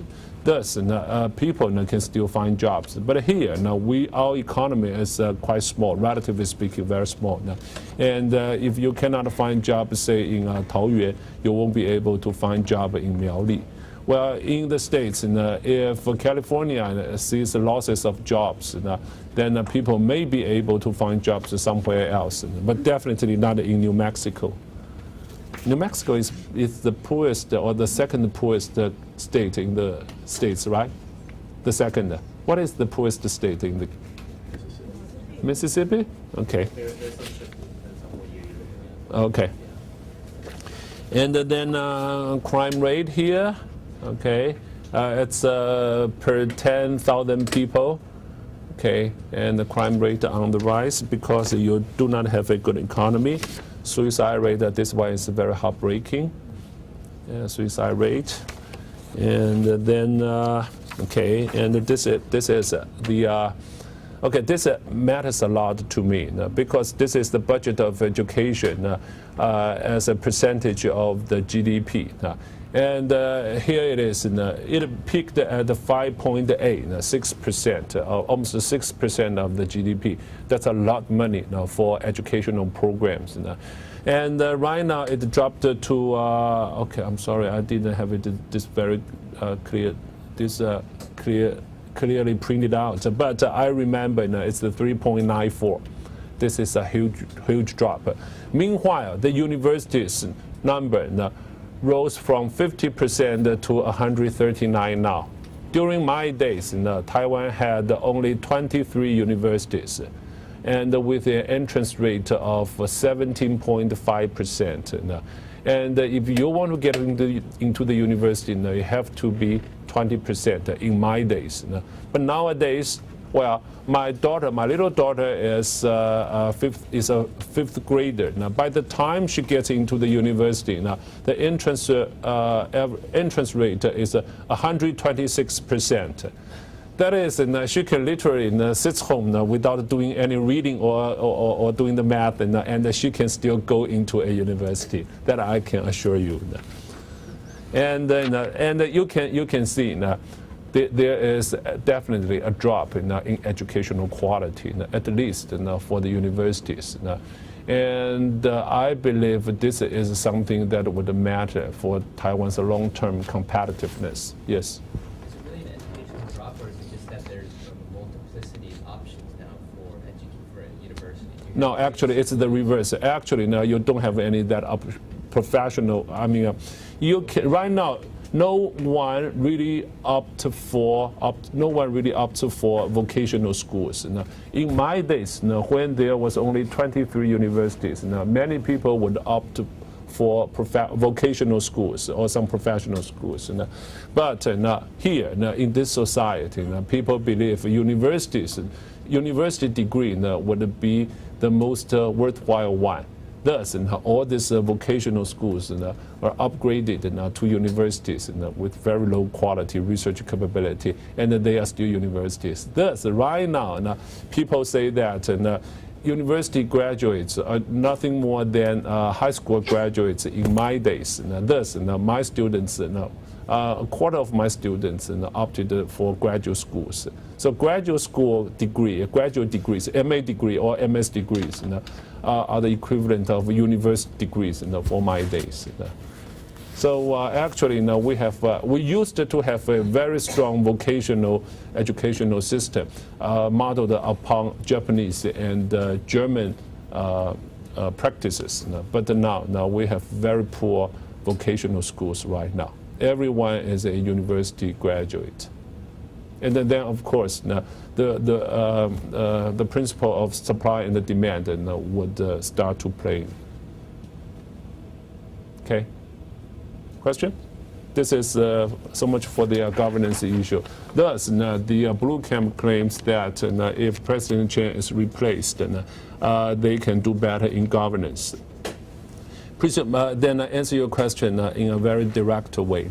Here, we must know the composition or ethnic composition of Taiwan's electorate. 75% of the voters are Minnan. You know Minnan, right? Many of you should be of the Minnan origin. Then 12% is Hakka origin. You know Hakka, right? Okay, 13% for the mainland origin. That is immigrants since 1949. And then less than 1% is Aboriginal. And thus, if every Minnan voter uses identity as the only issue in making his voting decision, then the DPP should win hands down. So the situation really is there is another set of the issue, i.e. governance. Thus, people would weigh these two issues to make their voting choice. Okay, that's so much for your question. Yes. I just read that there's a 0.068% of poverty in Taiwan as of 2003. Why is that number so low? It's a matter of definition. How the government defines the poverty line. And usually UN would adjust the poverty line for different countries. And Taiwan's government accounting office does that too. So it really depends. And if you want to account for, if you want to there are many definitions or many standards. One standard has it that half of Taiwan's households are below poverty line. But this is a little bit too excessive. So it really is a matter of how you choose the baseline standard you want to measure, you want to compare. Okay? Yes? Can you say, there, on all those charts where you show foreign investment decline, it was immediately right after 2000. Yeah. But there seemed to be a rebound, and I'm not yeah, sure. there was a rebound. Some of them had been updated, some not. Right. So I'm not sure, was that a knee-jerk reaction because I know looking at ratings from Central Reports, if there's sudden change of government, like KMP's been powerful 50 years, sudden change of government, Standard Reports, standard practice of analysis is that there is a really transition period that you downgrade almost immediately, and then you need some. Well, a couple of things. Okay, sometimes in econometrics, is there any student of economics here who studies? Did you study econometrics? No. Okay. In econometrics, usually we have this linear representation. That is, y is the equivalent of alpha plus beta times x plus e. Okay, e is error term. That is something we cannot explain. And in our daily language, it's luck. Right? It's luck. And I think the DPP was somewhat unlucky when it assumed the power in the year of 2000, because there was a Nasdaq downturn. You may know that 70% of Taiwan's stock market capitalization can be accounted for by electronics industry. We are very concentrated then. So you want to see some diversification of your portfolio here, you can just forget it. 70% is for electronics. And thus, when Nasdaq went south, our stock market went south, and that is not good for any private investment. That's luck. Luck number two, well, unluck number two, its inexperience, right? The DPP just assumed the power. Then there is something that DPP really didn't do well. For example, the flip-flop for the nuclear power plant and some other very important economic positions. Well, we have Zhong Cai-yi. We once had Zhong Cai-yi, the lady who was the chairwoman of China Airlines. 2 years ago was appointed the portfolio of economic affairs. She was appointed as the Minister of Economic Affairs. But Taiwan's economy is extremely complicated. In the United States, you have a very clear cut between a private sector. You have this very clear demarcation line between private sector and public sector, right? In East Asia, we don't have that. I still remember that back in 1998, early 1998, I went to University of Georgetown University for a global leadership program. Somebody offered to pay my tuition, very expensive. So I happily took the offer. And that was in the wake of 1997-98 Asian financial crisis. And the IMF #2 man, I think, what's his name? Stanley Ross or whatever. And he gave a talk to us. He said that when he first landed in South Korea, Indonesia, and Thailand, he was stunned by the fact that there were a lot of companies that should go out of business, but they are still functioning as if they are alive. So he called all these companies as zombie companies. And in East Asia, we do have a lot of zombie companies. Why? Because the government simply wouldn't let this already bankrupt companies out of business. And in East Asia, the line between the public and the private sectors is not clear at all. Thus, the economy is extremely complicated. The government needs a lot of know-how, a lot of execution power to design industrial policies. And the Hsinchu Science Park was basically a product of very smart industrial policy designing some 20 or 30 years ago. And assigning this very inexperienced woman, I think she was the financier of a small city in Orange County. Her office used to have only 3 people. To this very important position, the Ministry of Economic Affairs, with a labyrinthine industrial policy making, numerous state-run enterprises, she could last no longer than 49 days. And she left a very famous saying, she was a little rabbit into a jungle. And that caused a loss of business confidence. You just cannot, a person with that background, to so important a position. And these are the flip-flops. But no matter really, because if we want to talk about the election, we have a bimodal distribution. Really, that doesn't matter. Everything has been taken into account. It's just like the modern portfolio theory. You cannot really time the market. You cannot say this and that. All you can do is to buy the whole market, i.e. you buy an index fund. So basically, this is the same situation here. Okay? Any more questions? Yes, please. I have a question regards combining your governance and your identity section. You mentioned that about 70 or so % of the Taiwanese people should be considered hollow, but in your identity section, I didn't see 72% considering themselves Taiwanese. No, do you treat no, it too differently? No, that's why. Yes. Again, this is the point. Other than identity, there are some other issues, sometimes very substantive issues that are concerns to the one on the main street. Right. Okay. Thus, people would have different combinations of the 2 issues, identity issue or governance issue. If they put a lot of emphasis on the, say, governance issue, they probably would vote blue. If they put a lot of emphasis on the identity issue, they would probably vote for the Green. And what I'm saying is this: generally, a lot of foreign visitors, especially correspondents from foreign media, would raise me this question.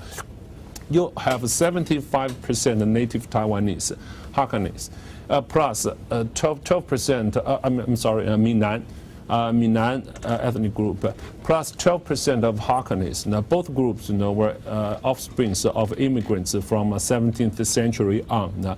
Then you have almost 90% of the people who are native Taiwanese. Then why don't you, why this 90% of the voters vote overwhelmingly for Taiwan independence?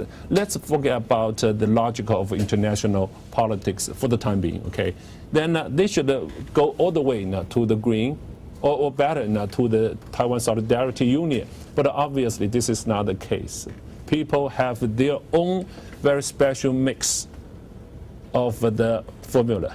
But what about things like education, right? I mean, a lot of these well, growing up that they're Chinese and they learn all about Chinese history. Okay. They learn about Chinese geography. They know very little about Taiwan.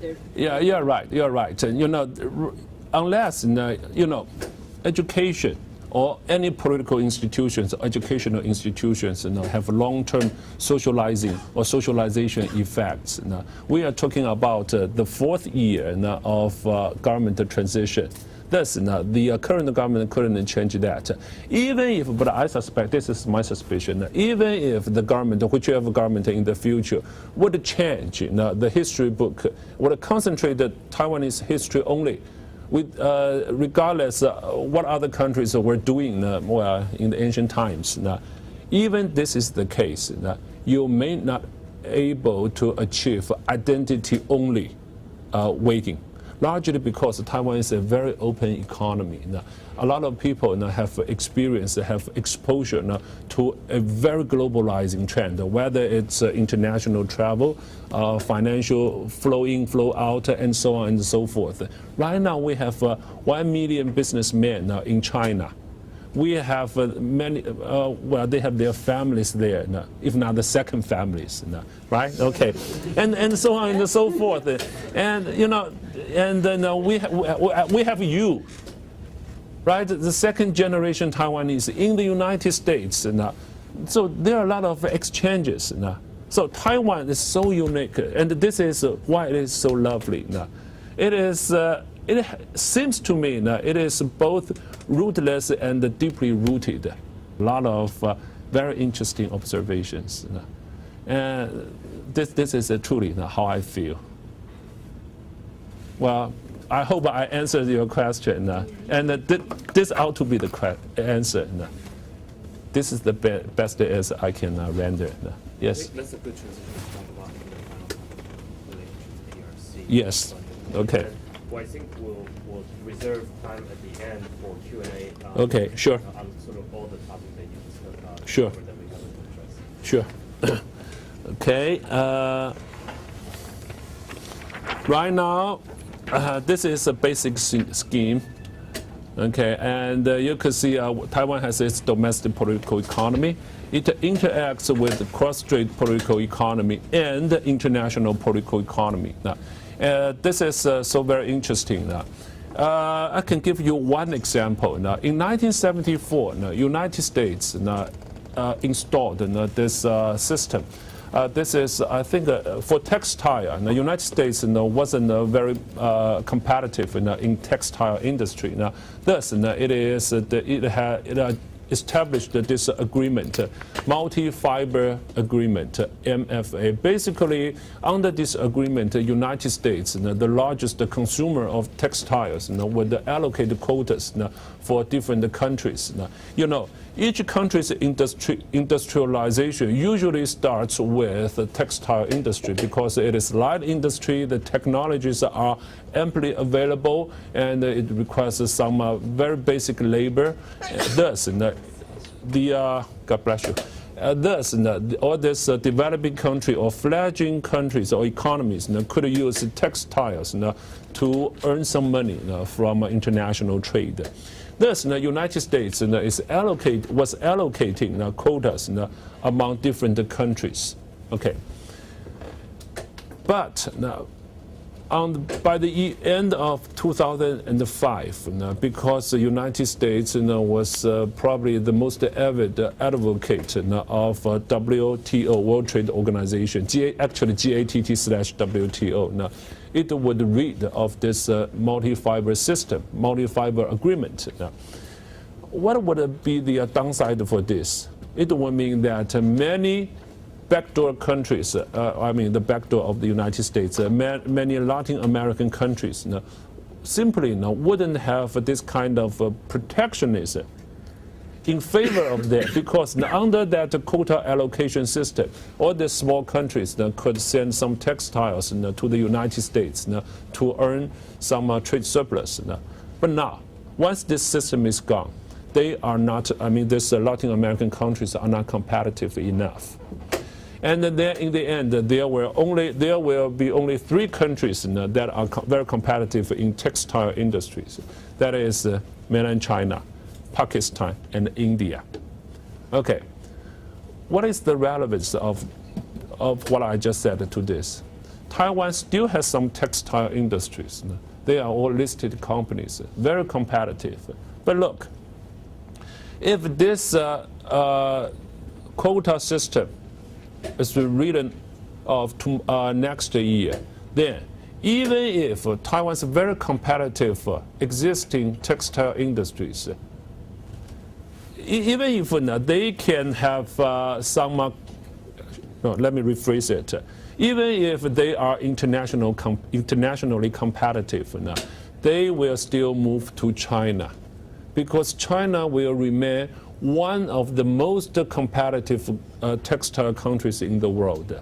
Thus, if you say that our sunset industries are moving toward China, that's one thing. Another thing is we will have a very competitive industry moving toward China. That's interesting. And then China is a juggernaut, well, you can say that, an economic juggernaut. It is probably the most manufacturing powerful country in the world. And nowadays, according to some economists' calculation, China's current light manufacturing capacity is enough to supply the whole world. And in the year of 2015, China's capacity, light manufacturing capacity, is enough to supply 3 times as much what the world really needs then. So you can see a lot of overcapacity, a lot of surplus. Nowadays, loss of manufacturing jobs in the United States by the number of 3 million. I think it's 3 million.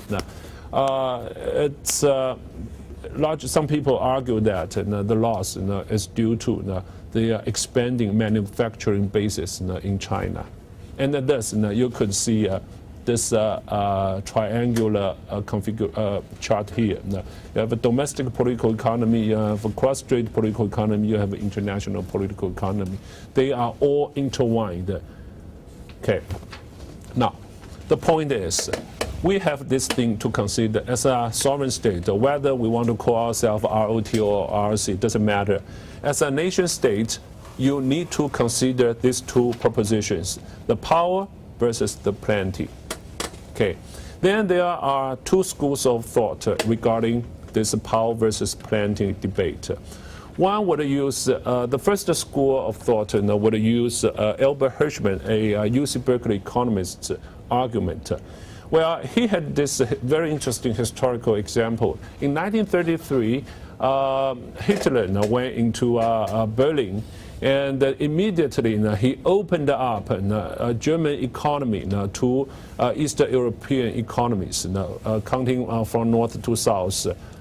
We have Poland, Czechoslovakia, Hungary, Romania, and Balkan states. Okay, His reason was this: if all these economies were dependent on German market, which was of course the largest market in Central Europe, then these countries would pay political obedience to Germany. That is, in other words, Germany could use economic dependence of Eastern European countries on its domestic market for political leverage.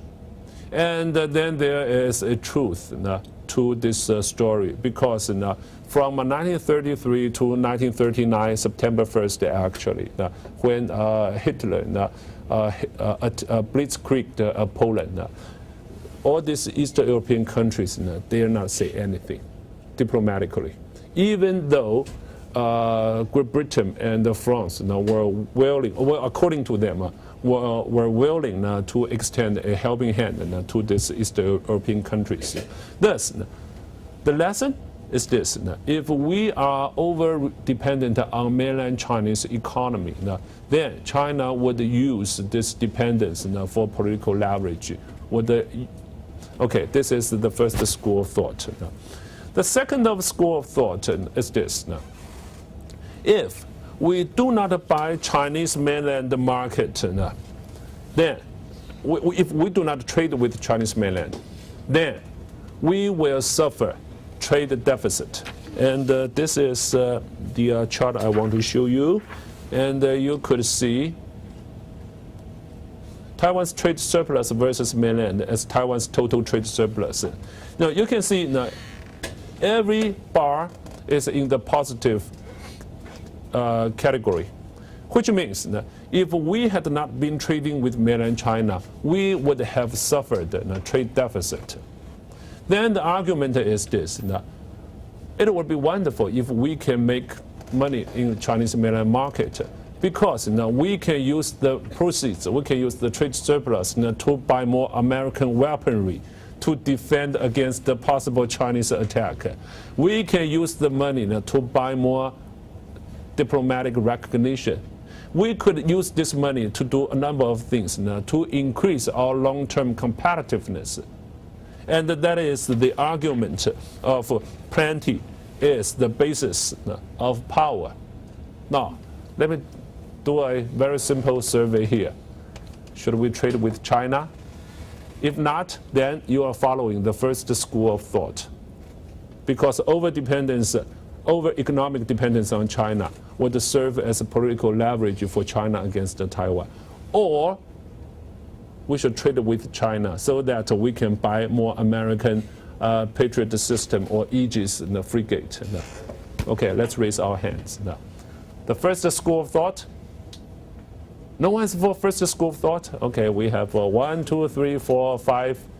You know what I'm saying, right? You know what I'm saying? Okay.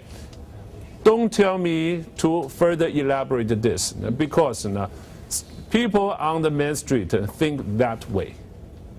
So you have to think in a relatively simplistic formulation. Okay? Okay, who is for the first school of thought? We have 1, 2, 3, 4, 5, 6, 7. Okay, who is for the second school of thought? Okay, more than 7. Okay.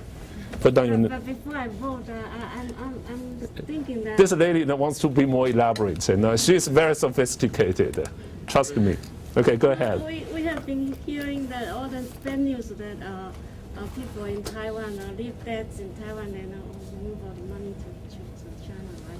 Yeah. And I sort of saw your data saying that we trade with China, then give us that much plus surplus. Are those figures true? Of course, this is from, let me see, I tell you, Board of Foreign Trade, the Minister of Economic Affairs, Taipei, Taiwan, statistics on cross-strait economic situation, various issues. Yeah, so all government publications. Look, the government is now in the DPP hand. If it really wanted to tell you a false story, then it should have changed the statistics in the first place. I'm basing this on the... and where are those debts? Pardon? Debts. dates that? Oh, this is back to the 2001, but I haven't updated them okay. because right now you will see bars up to this point way over. So our trade surplus is with. If I should, okay, I'm sorry, no, I didn't update this one, because I did. Based on this data to say Okay, look, let's do this. Assume what I'm saying is correct. Okay, let's do that assumption. Can we do that? Yes, can do that. And let's say that, well, economists love to assume things away. Okay. But this time, let's assume things in. Okay, let's say our trade surplus with China had been on the increase for the past 4 years. Okay, I'm telling you this is true, but then you can check that later. Okay, then based on that, we have 7 people who are for the first school of thought. We have 12 for the second school of thought. You know why? This is largely because there are 2 reasons for this discrepancy. Every time I do this very unscientific survey or unofficial survey, this is the right pattern. Usually, the first school of thought would be dwindled, I shouldn't say dwarfed, slightly less than the first school of thought, a second school of thought. Okay, this is it. There are 2 reasons for that. One, for advanced countries, especially in Great Britain, United States, France, Germany, they had already solved this plenty versus power debate 200 years ago. One of my National Science Foundation financed research project was on this. I found that when during their rise to very powerful states, their domestic debate centered, part of their domestic debate centered around this power versus plenty. They basically had solved that already. That's one thing. And we are still experiencing this maturing process. We are trying to sort this out, yet we just don't have enough time to do that. That's one thing. Another thing has to do with the language I used. What is it? Okay, look. In the first school of thought, I used dependence, right, which immediately gives you a very bad taste. Dependence, who would like to be dependent on someone else, right? But in the second school of thought, usually the language used is division of labor. All right, division of labor, that's cool, right? This is the rhetorics. But political debate is couched in rhetorics. And then if you say dependence, no, that's a bad thing. Division of labor, excellent thing. Right. Okay, that's why I wrote a paper some 2 years ago, actually 2 years ago, on the rhetorics across the Taiwan Strait relationship. And I presented it in Paris, in English, I cannot read French, in English. And French people had some historical memories regarding the rhetorics of nationalism, this and that. So they thoroughly appreciated my work. So they insisted upon translating my article into French, and that was published last year in Politic whatever. One of the major political science quarterly in France. And now I have a paper and I could never quote. I remember I did that piece. I said that the dependence, division of labor, but I have no idea what I had written in that paper, and I just don't have time to examine my computer files. But anyway, this is it. This is a political economy debate. That is. That's why some people got some of our investors got very upset when some politicians say that they are selling out Taiwanese interests. They are not being very patriotic, and this is it because they endorse the second school of thought. That is, they are doing a perfect job of division of labor, and they are actually strengthening Taiwan's national power. That's why even in economic policy, presumably economic policy aims to make us aims to making us wealthy. But even in this regard, because of the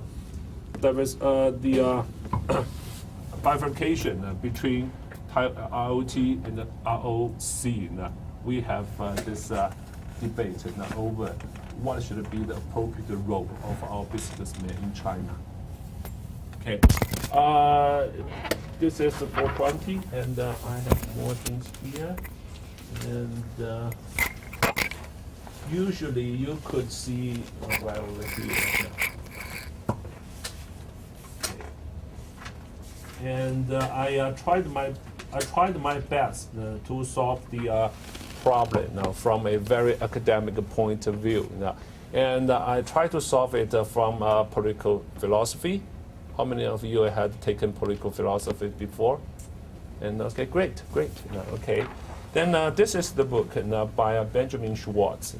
He wrote. I just gave a copy of that book by Benjamin Schwartz. In Search of Wealth and the Power. And basically, the book is about a late Qing Dynasty intellectual by the name of Yan Fu. And Yan Fu was the one who introduced Darwinism and all this modern political thinking. Presumably, had a lot to do with the West being powerful and plentiful into China. And then we found that in pursuit of power, Fu is plenty and Qiang is power. We found that these two objectives are built into Chinese modern thinking. And then it's only no wonder that China would feel that way. And here, Taiwan happens to be in the territory here. That is, China always believes that if it cannot recover Taiwan, then it could never rid of its history of long humiliation. Well, that's their story, okay? And then right now, China is getting richer and richer, and it has a new sense of nationalism. Okay, this is quite important. Have you ever been to China? Well, actually, you could see that. So, and then what I'm saying is this. Of course, China has a number of problems. Actually, this morning, a Swedish reporter came to my office asking me, what is my projection of China? I said, the battle, whether it's in the next 20 years or 15 years, it doesn't, if China becomes strong, it is an 800-pound gorilla on our back. If China is becoming very weak, it is another 800-pound gorilla on our back. Either way, you have to deal with this huge neighbor. This is because we are so close to China. We just cannot move ourselves to mainland. I mean to Hawaii. I mean, if we can do that, then we would already have been there, right? Okay, and this is it. Many people still believe that Taiwan is an unsinkable aircraft carrier. But my American friends who are professors at think tanks at Harvard, Fairbanks Center, or at National Defense University told me this. Okay, you can think that way. But an immovable, unsinkable aircraft carrier would be in extreme danger. Because you just cannot move to anywhere. Then you have to deal with China. That's the story. And right now, hardly can we form any national consensus regarding China. Because the arrangement, the relational arrangement would be from the TSU's position to the PRC's position. And then the people would floating along this spectrum. And then all political campaigns would be centering on this spectrum. And then there is a lot of finger pointing and this and that. Well, can't do anything about it. But still, China is growing, and that worries me a lot. Okay, questions? Just a second, okay. Any question, any new hand over there? Okay, then please. Sorry. Ah, I'm wondering, other countries in Asia, such as Japan and Korea and a lot of Southeast Asian countries, are also affected by China's prowess in manufacturing. So other than you bet, yes. And other than the low barrier of entry for Taiwanese businessmen to do business there because of the language, do you think there are any other reasons that Taiwan is so willing to get into bed with China versus some of the other countries? We tried the southward investment policy, but after 1997, that policy was a total failure. Thus, our businessmen began to reinvest in China, to increase their investment in China. 1997 witnessed the financial crisis, and then there was a lot of social chaos in Indonesia, Thailand. And thus, the southward, those people, those investors, those businessmen who followed the order of or the advice, quote unquote advice from the government, pretty much lost their money, and they had very bad experiences over there. Compared to Indonesian investment atmosphere, China's probably is much better. Yeah, they are equally corrupt.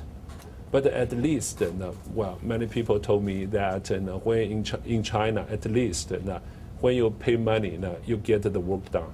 In Indonesia, when you pay money, you never get the work done. That makes a huge difference. So what about countries like Japan and Korea? They're not investing nearly as much in China as we are.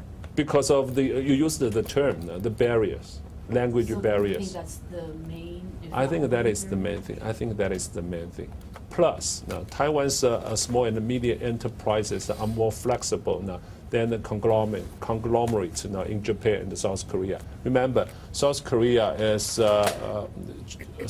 economy is characterized by this chaebol, that is business conglomerates. It will be quite difficult for them to move in as a whole. And Taiwan's small and medium enterprises are extremely flexible. They can go anywhere they want. And this is interesting. Several years I went to China. I saw a lot of niu mian, beef noodles. And then I saw a lot of, sequentially, I saw a lot of coffee shops. And then I saw a lot of health clubs. Now I saw a lot of consultants. Our society is just who knows how many years, 30 years or 35 years ahead of their society, right? So we would know what would attract people. That's why we can make so much money in China as small and medium enterprises, right? Now we have a lot of niu mian, and Chinese people just don't know how good is niu mian really is, beef noodles, right? So we opened a lot of shops, and then a lot of local, native Chinese businessmen went into this pool, and then immediately Taiwanese niu mian would move out into coffee houses. Coffee clubs, and then once the locals are in, they move out, and so on and so on. And now we are in the business of cram school. We will make tons of money. Yeah. Any statistics on how much of the money of the businessmen from Taiwan that are operating in China, how much of their money is being estimates vary. Business Week once has estimate in the neighborhood of $80 billion US. And our central bank official in a newspaper reportage said it might be in the range of 100 million. It's a lot of money. How much of that is actually being deposited outside of China, and how much of that is in Taiwan? You mean investment in China? Yeah, the money that's in China right now that originated in Taiwan, is that being positive? We don't have any statistics regarding that. Your question can be answered in two ways. One is the government statistics from the Ministry of Economic Affairs shows that our largest, each year in, year out, our largest destination of FDI, foreign direct investment, is British Virgin Island. That's a wonderful story. So we all know that the money going there would end up over there, right? Okay, British Virgin Island. And China comes in a distant third or fourth in government statistics. That's one thing. Then you have to study how much money is moving out of China annually. Over the years, through the years, I had seen only one paper done by a Chinese American economist. It basically says that a quarter of China's incoming FDI, foreign direct investment, is actually mainland Chinese capital. Then we don't know how much this one quarter is Taiwanese capital. Usually, the footloose capital does not. It is quite inappropriate to dub footloose capital as certain countries because they just move around globally. So it will be quite difficult to say. And your question can be answered in another way. That is, we don't know because businessmen do not want us to know. Then again, they don't want to be double taxed. Now this is cross-border taxation is a big problem, and in U.S. Constitution, the cross-border, the cross-state taxation needed to be solved at the constitutional level.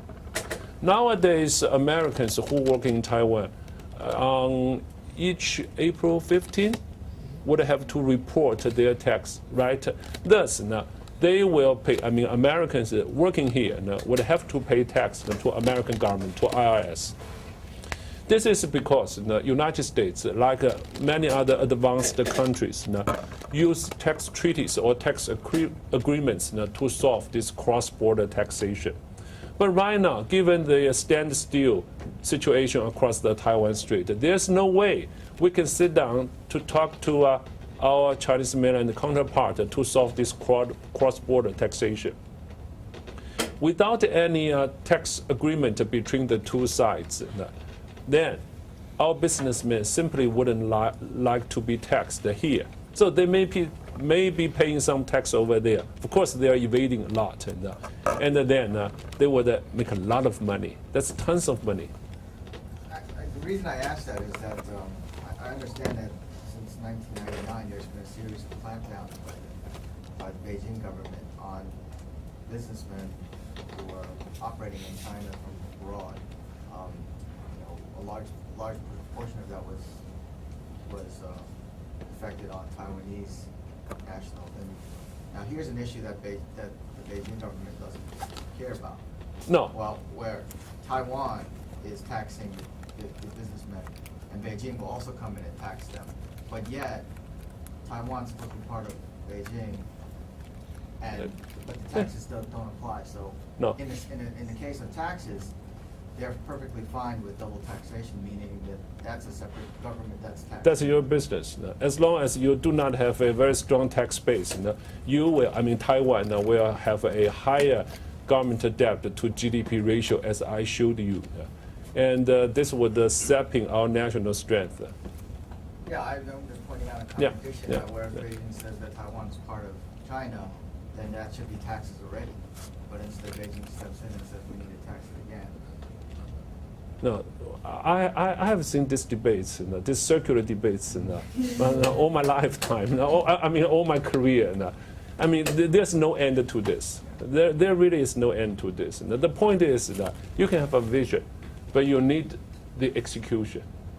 This is very important. A good CEO is the one who has a vision and he has good execution. Now I read the Harvard Business Review every issue. And that's what I learned. And the point is, many people here have their own visions, but well, to take cross-border tax as an example, they have no execution. Thus, we are circling the wagon. Yes? One more technical question. Yes, please. I understand that people in Taiwan need to return to their home town where their citizen is or wherever. ID. It seems like that's a barrier to voting, even though there's a high turnout. In Hualien, where I am now, many of my friends who don't live in Hualien, who are not originating in Hualien, will not go and vote because they have to return to Taipei, to Tainan, to wherever, in order to vote. No, you have to go to, okay, let's assume that. Are you talking about Taiwan residents or people like you who come back to vote? Taiwan residents, you have to go back to your household registration residence to cast the vote. So there's not going to be No, you cannot do that. No, you can. Of course, now you can change your household registration from Hualien County to Taipei, where presumably he is residing now. And then you cast as a Taipei voter rather than a Hualien voter. But if you do not, if you did not change your household registration residence, then you cannot vote here. You must vote over there. Well, this is an inconvenience, but given our registration system, this is the only thing we can do. How easy is it to change that? Oh, it's easy. Just go over there and have a Xerox copy and move that out, and then present this to the local household registration office. That's easy. It's no big deal. It's not as easy as in the States, though, where you can just sign up. Oh yeah, I know. When I was fined because of speeding in Wyoming last summer, I wish I could have at least 2 licenses. But I have only California driver's license, so I paid the $200 fines. It's very expensive.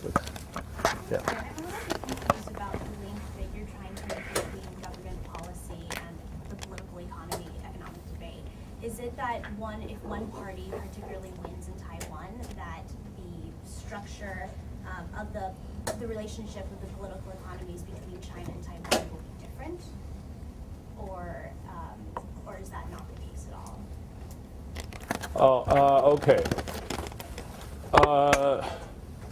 Right now, the blue camp wants 3 links. Basically, it's air link.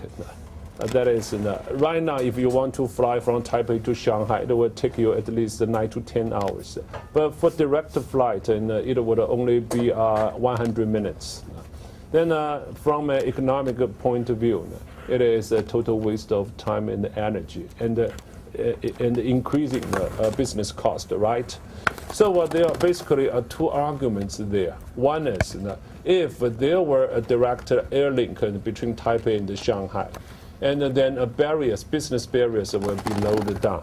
And then businessmen won't move their families or their R&D department to China because they can just commute. And then Taiwan gets to keep its manufacturing or R&D basis. That's one argument. But then there's another argument. There's a flip side to this argument. That is, people would just, hey, look, if it's so easy, now I will just move everything over there. And then we will be experiencing a total hollowing out process. That will be terrible. The point is you don't know, because business decision is multivariated. You just don't know. And so versus like the DPP does not. DPP says no air link. KMT says yes. DPP would say if there is a direct air link, then they will be hollowing out. And the KMT says otherwise, because if there is a direct link, we will have a better economy. So you just don't know. Okay. And probably sometimes some people just don't want to know. And that makes a big difference. Yes, please. I'm just wondering about cohort effects. If you had looked at cohort effects, and especially with the baby boomers in Taiwan and how their voting patterns are in relation to. Okay, I'll tell you this. Cohort effects. Because I based my answer on my daily experiences. My undergraduate students are very politically apathetic. They just don't care anymore. And it is the majority of the people here who want Taiwan to be the 51st state in the United States. Okay, that's one thing. And then if you ask, whom do you like most? The politician across the board. They like younger ones with health images, like Taipei City Mayor Ma Ying-jeou. Okay, it's almost a fad for them to be a Ma Ying-jeou worshiper. And it's that kind of thing. And in the past, it was President Chen, because Chen was actually still quite young. So this is the cohort thing. The point is, the cohort. The people. The young people here. Those who are aged from 20 to 24. They have probably the lowest turnout rate. They are extremely flexible, and you can you can feed them information. They will happily to follow. But then overnight, they may change their mind. And actually, I experienced this. I saw one TV program asking young vocational school students their voting intention. And the majority of them are for President Chen. But then the reporter pressed them for if they will turn out the vote. The average answer is, well, that depends, and I'm not sure if the weather is good. Well, I'm not sure if I will be happy then. I mean, they are very whimsical, and that's the kind of answer. I mean, this amounts to nothing. They may be for the DPP, but they may not turn out to vote, and they have good reason, I guess, because right now, given the smear campaigns, in this particular election, I mean, a lot of people, especially the younger ones, who can be very disillusioned. The question was regarding the baby boomers in Taiwan and how. No, look. Baby boomers, you are defining that in American terms, right? And who are 40, who are already 50, right? 50 something, maybe 60 at the. Okay. I'm sorry. I was using a Taiwanese definition of baby boomers. Okay, whatever. And for them, a lot of them, when you age, when you are getting old, you want stability more than anything else. That's it. So for those who are from 50 to 55 or even to 60, now they are, I think the blue is slightly ahead of the green. And but for those who are over 60, especially who are peasants or fishermen, they are overwhelmingly for the DPP. And actually, when the KMT was in power, they were overwhelmingly for the KMT. Basically, they are overwhelmingly for the ruling party. Why? Good reason.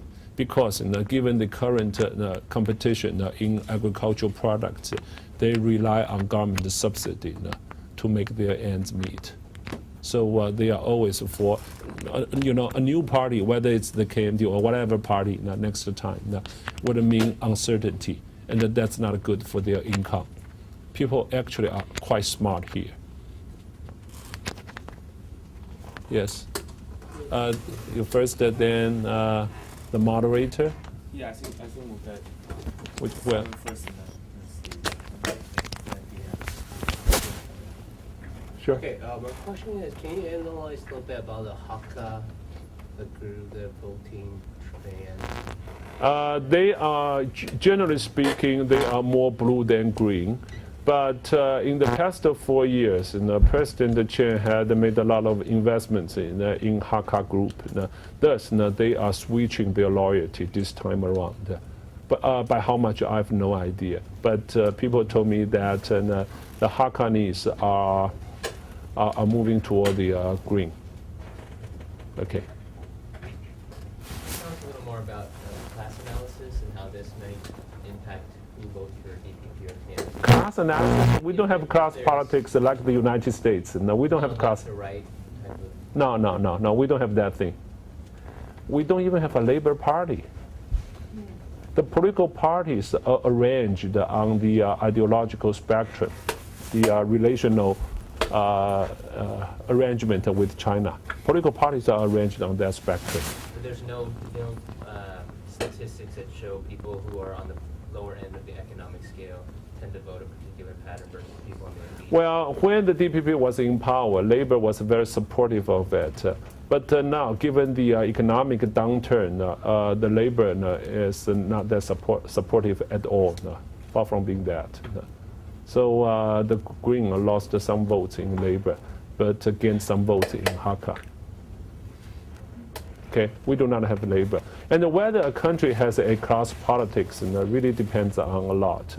Stoper Samuels, two very famous economists, both are Nobel laureates, used factor endowment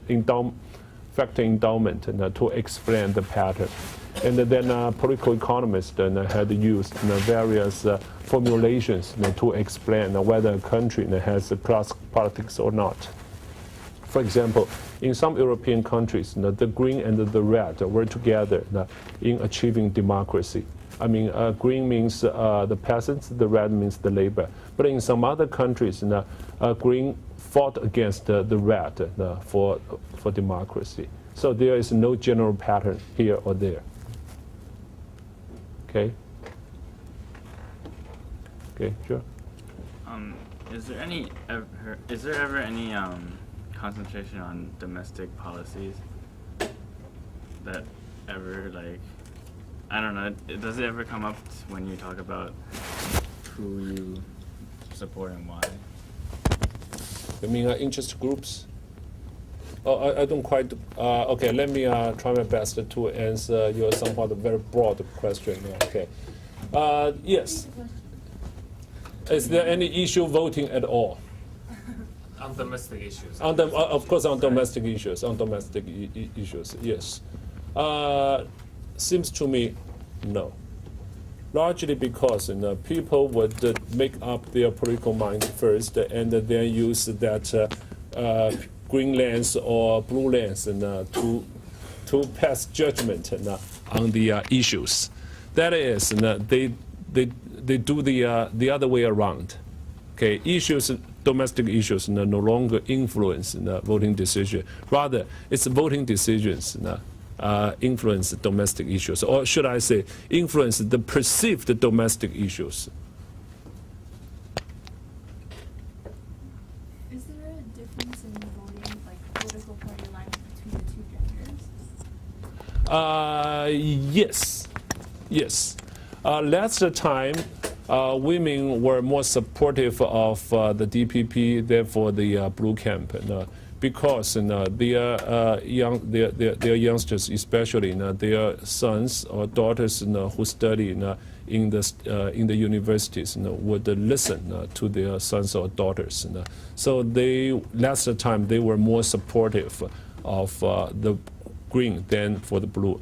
But this time it's the reverse.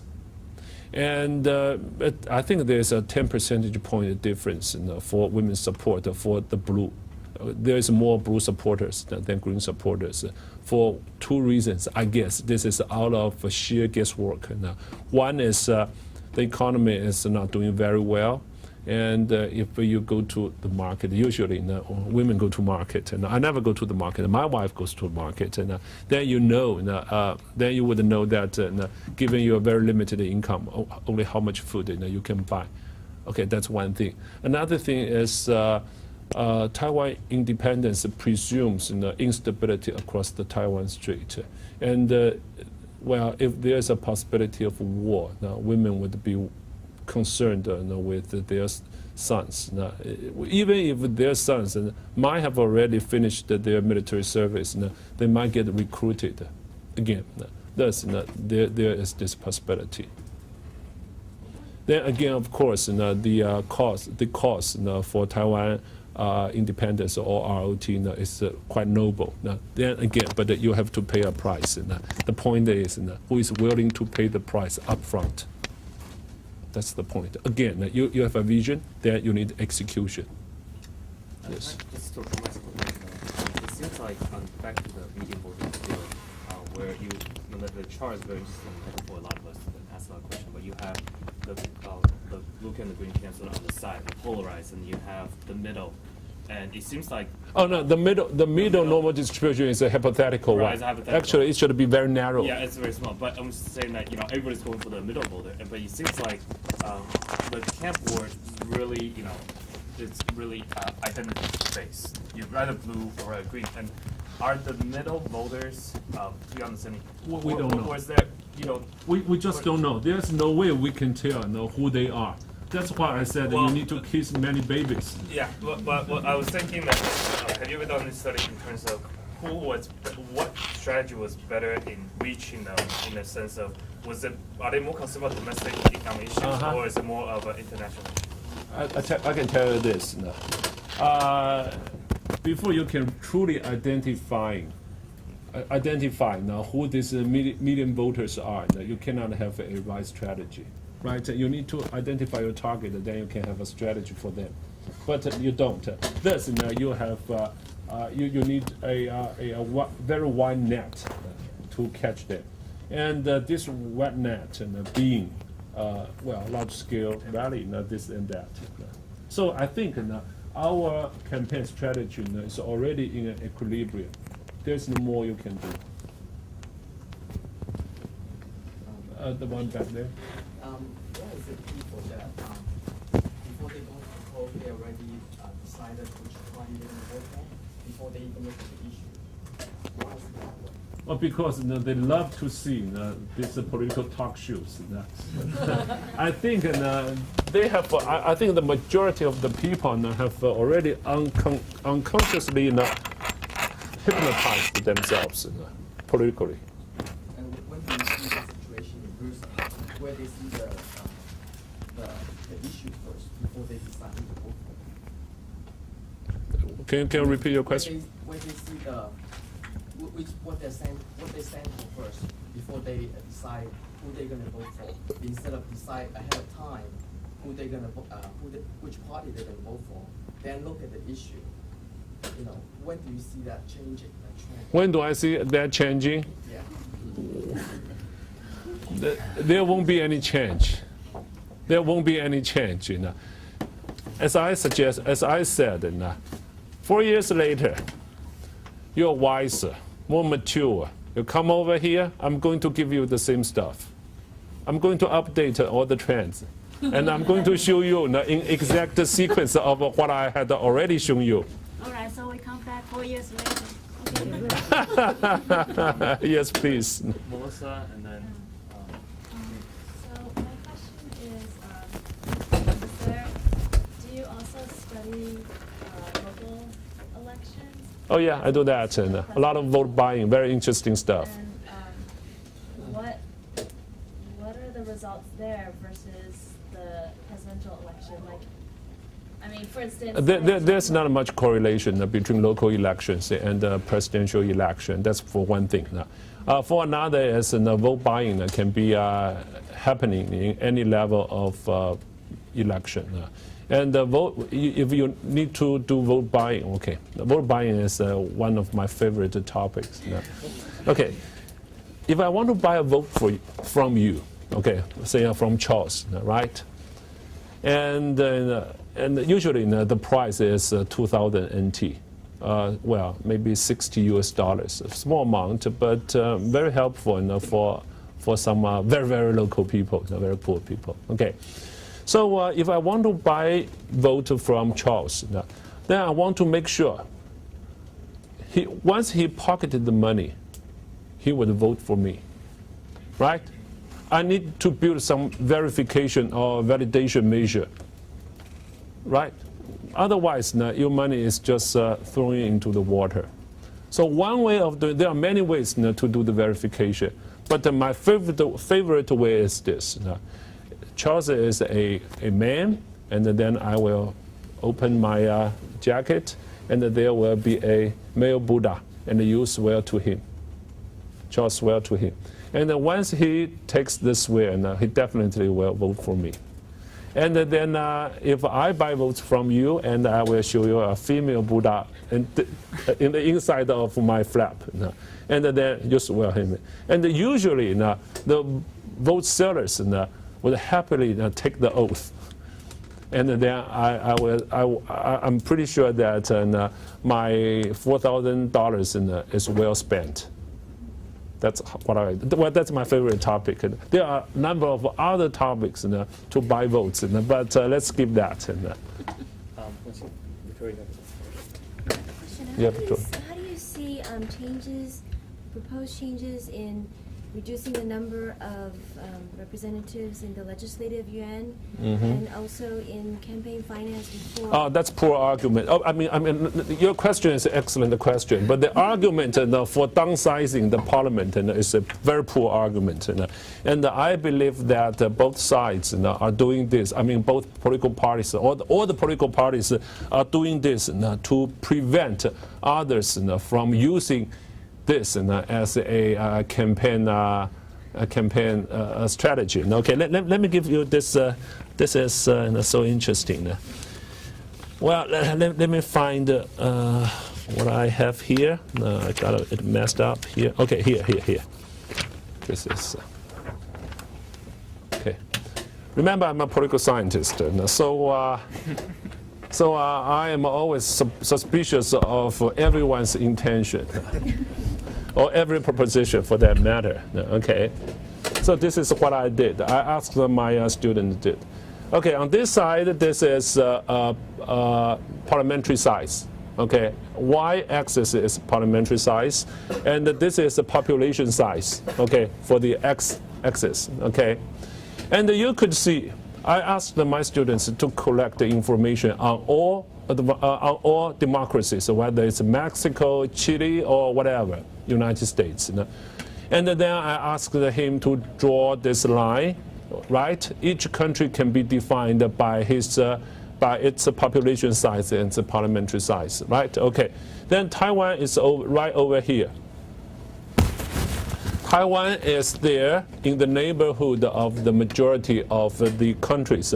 We have Poland. We have Canada here, Holland here, Belgium here, Czechoslovakia, Singapore, Malaysia, South Africa, Thailand, Germany, Mexico, Japan, blah, blah, blah. So the majority of the country, okay, 45 degree would represent the normal country, right? You have this size of population size, and you have this parliamentary size, right? Okay. Taiwan is actually right over here. But if you reduce the size, then Taiwan's position will be moved from here to here. Okay. Before the downsizing, which is the current situation, every 100,000 people would have one legislator. But after that, 200,000 people would have one legislator. How do you know that 200,000 people would create a better legislature? I can argue that one, the legislature will be overextended physically or mentally by at least 100%. That is not a deepening democracy. Right? This is actually the reverse of deepening democracy. That's one argument. The argument is this. People here are pretty sick with our parliament. Thus, suggestions like downsizing the parliamentary size could be a welcome message. The point is this.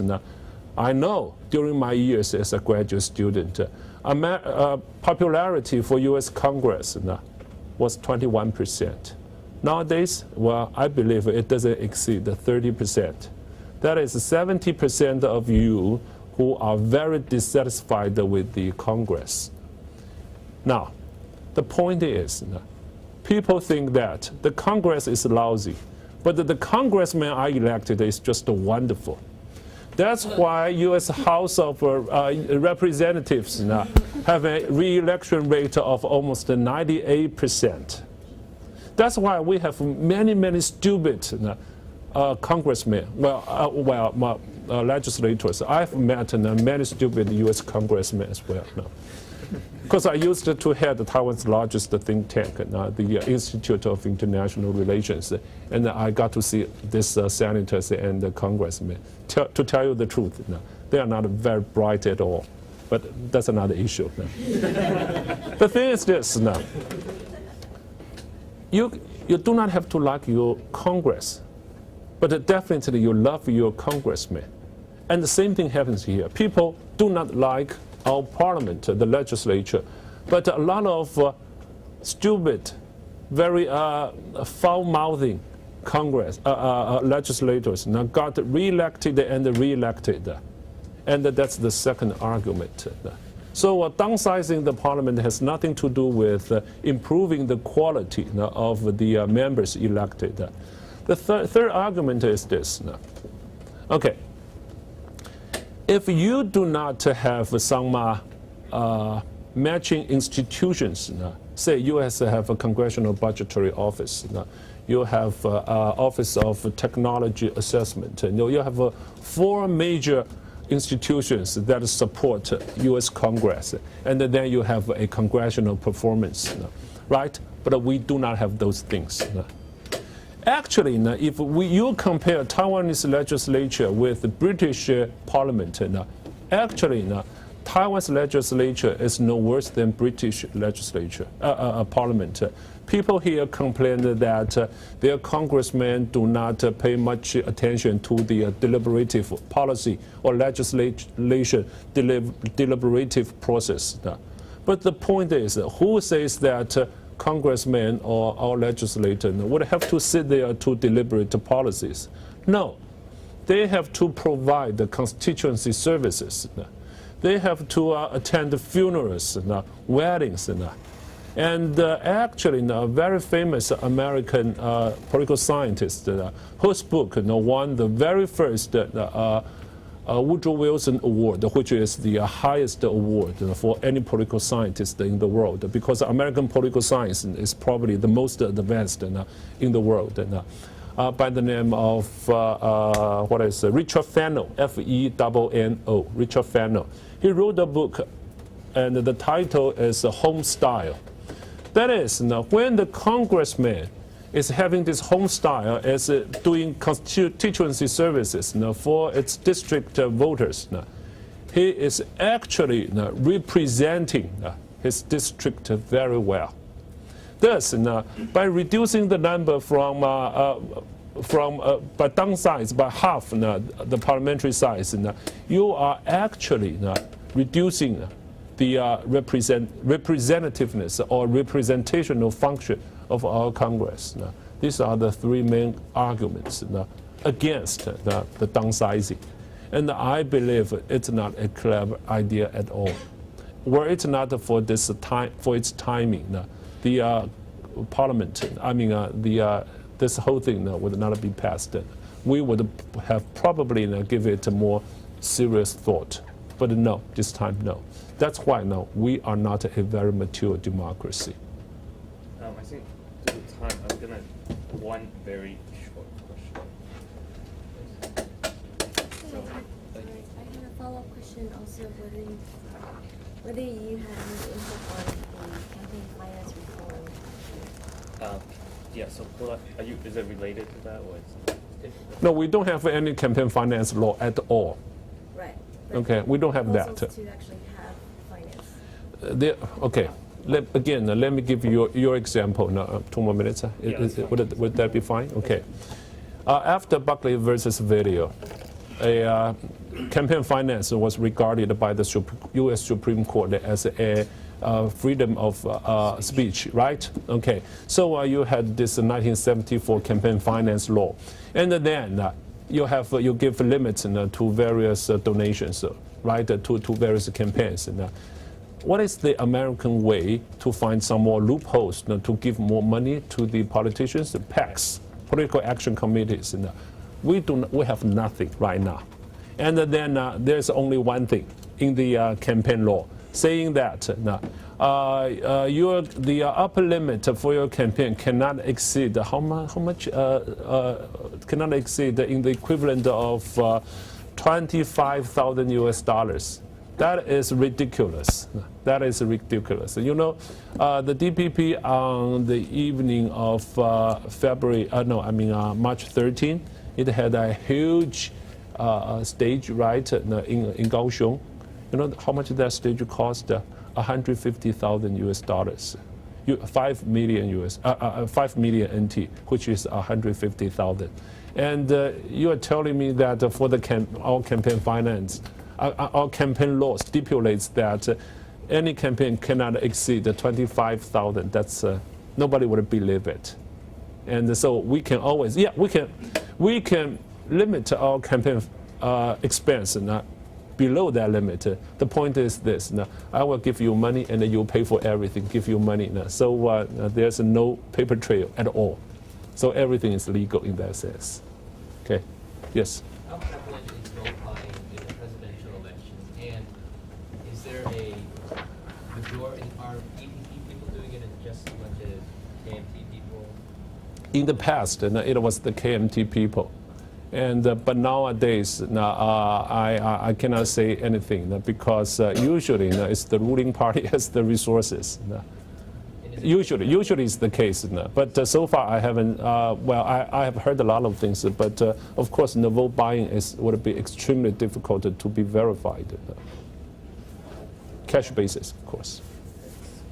Well, really want to thank Dr. for this time. Okay.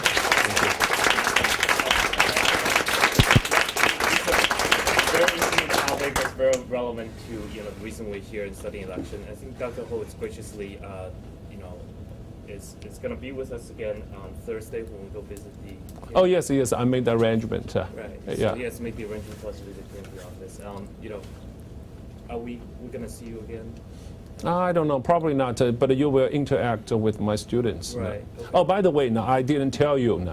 Actually, 6 months ago, I took over KMT's Department of Overseas Affairs, something like that. So whatever I said, you must give it a grain of salt. I'm my usual political scientist self.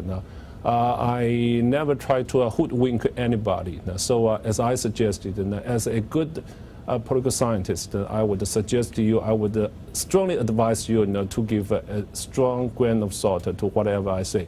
That is the essence of being a good observer. You must cross-examine, and this is basically the essence of American judicial system. I think you are well trained in that tradition.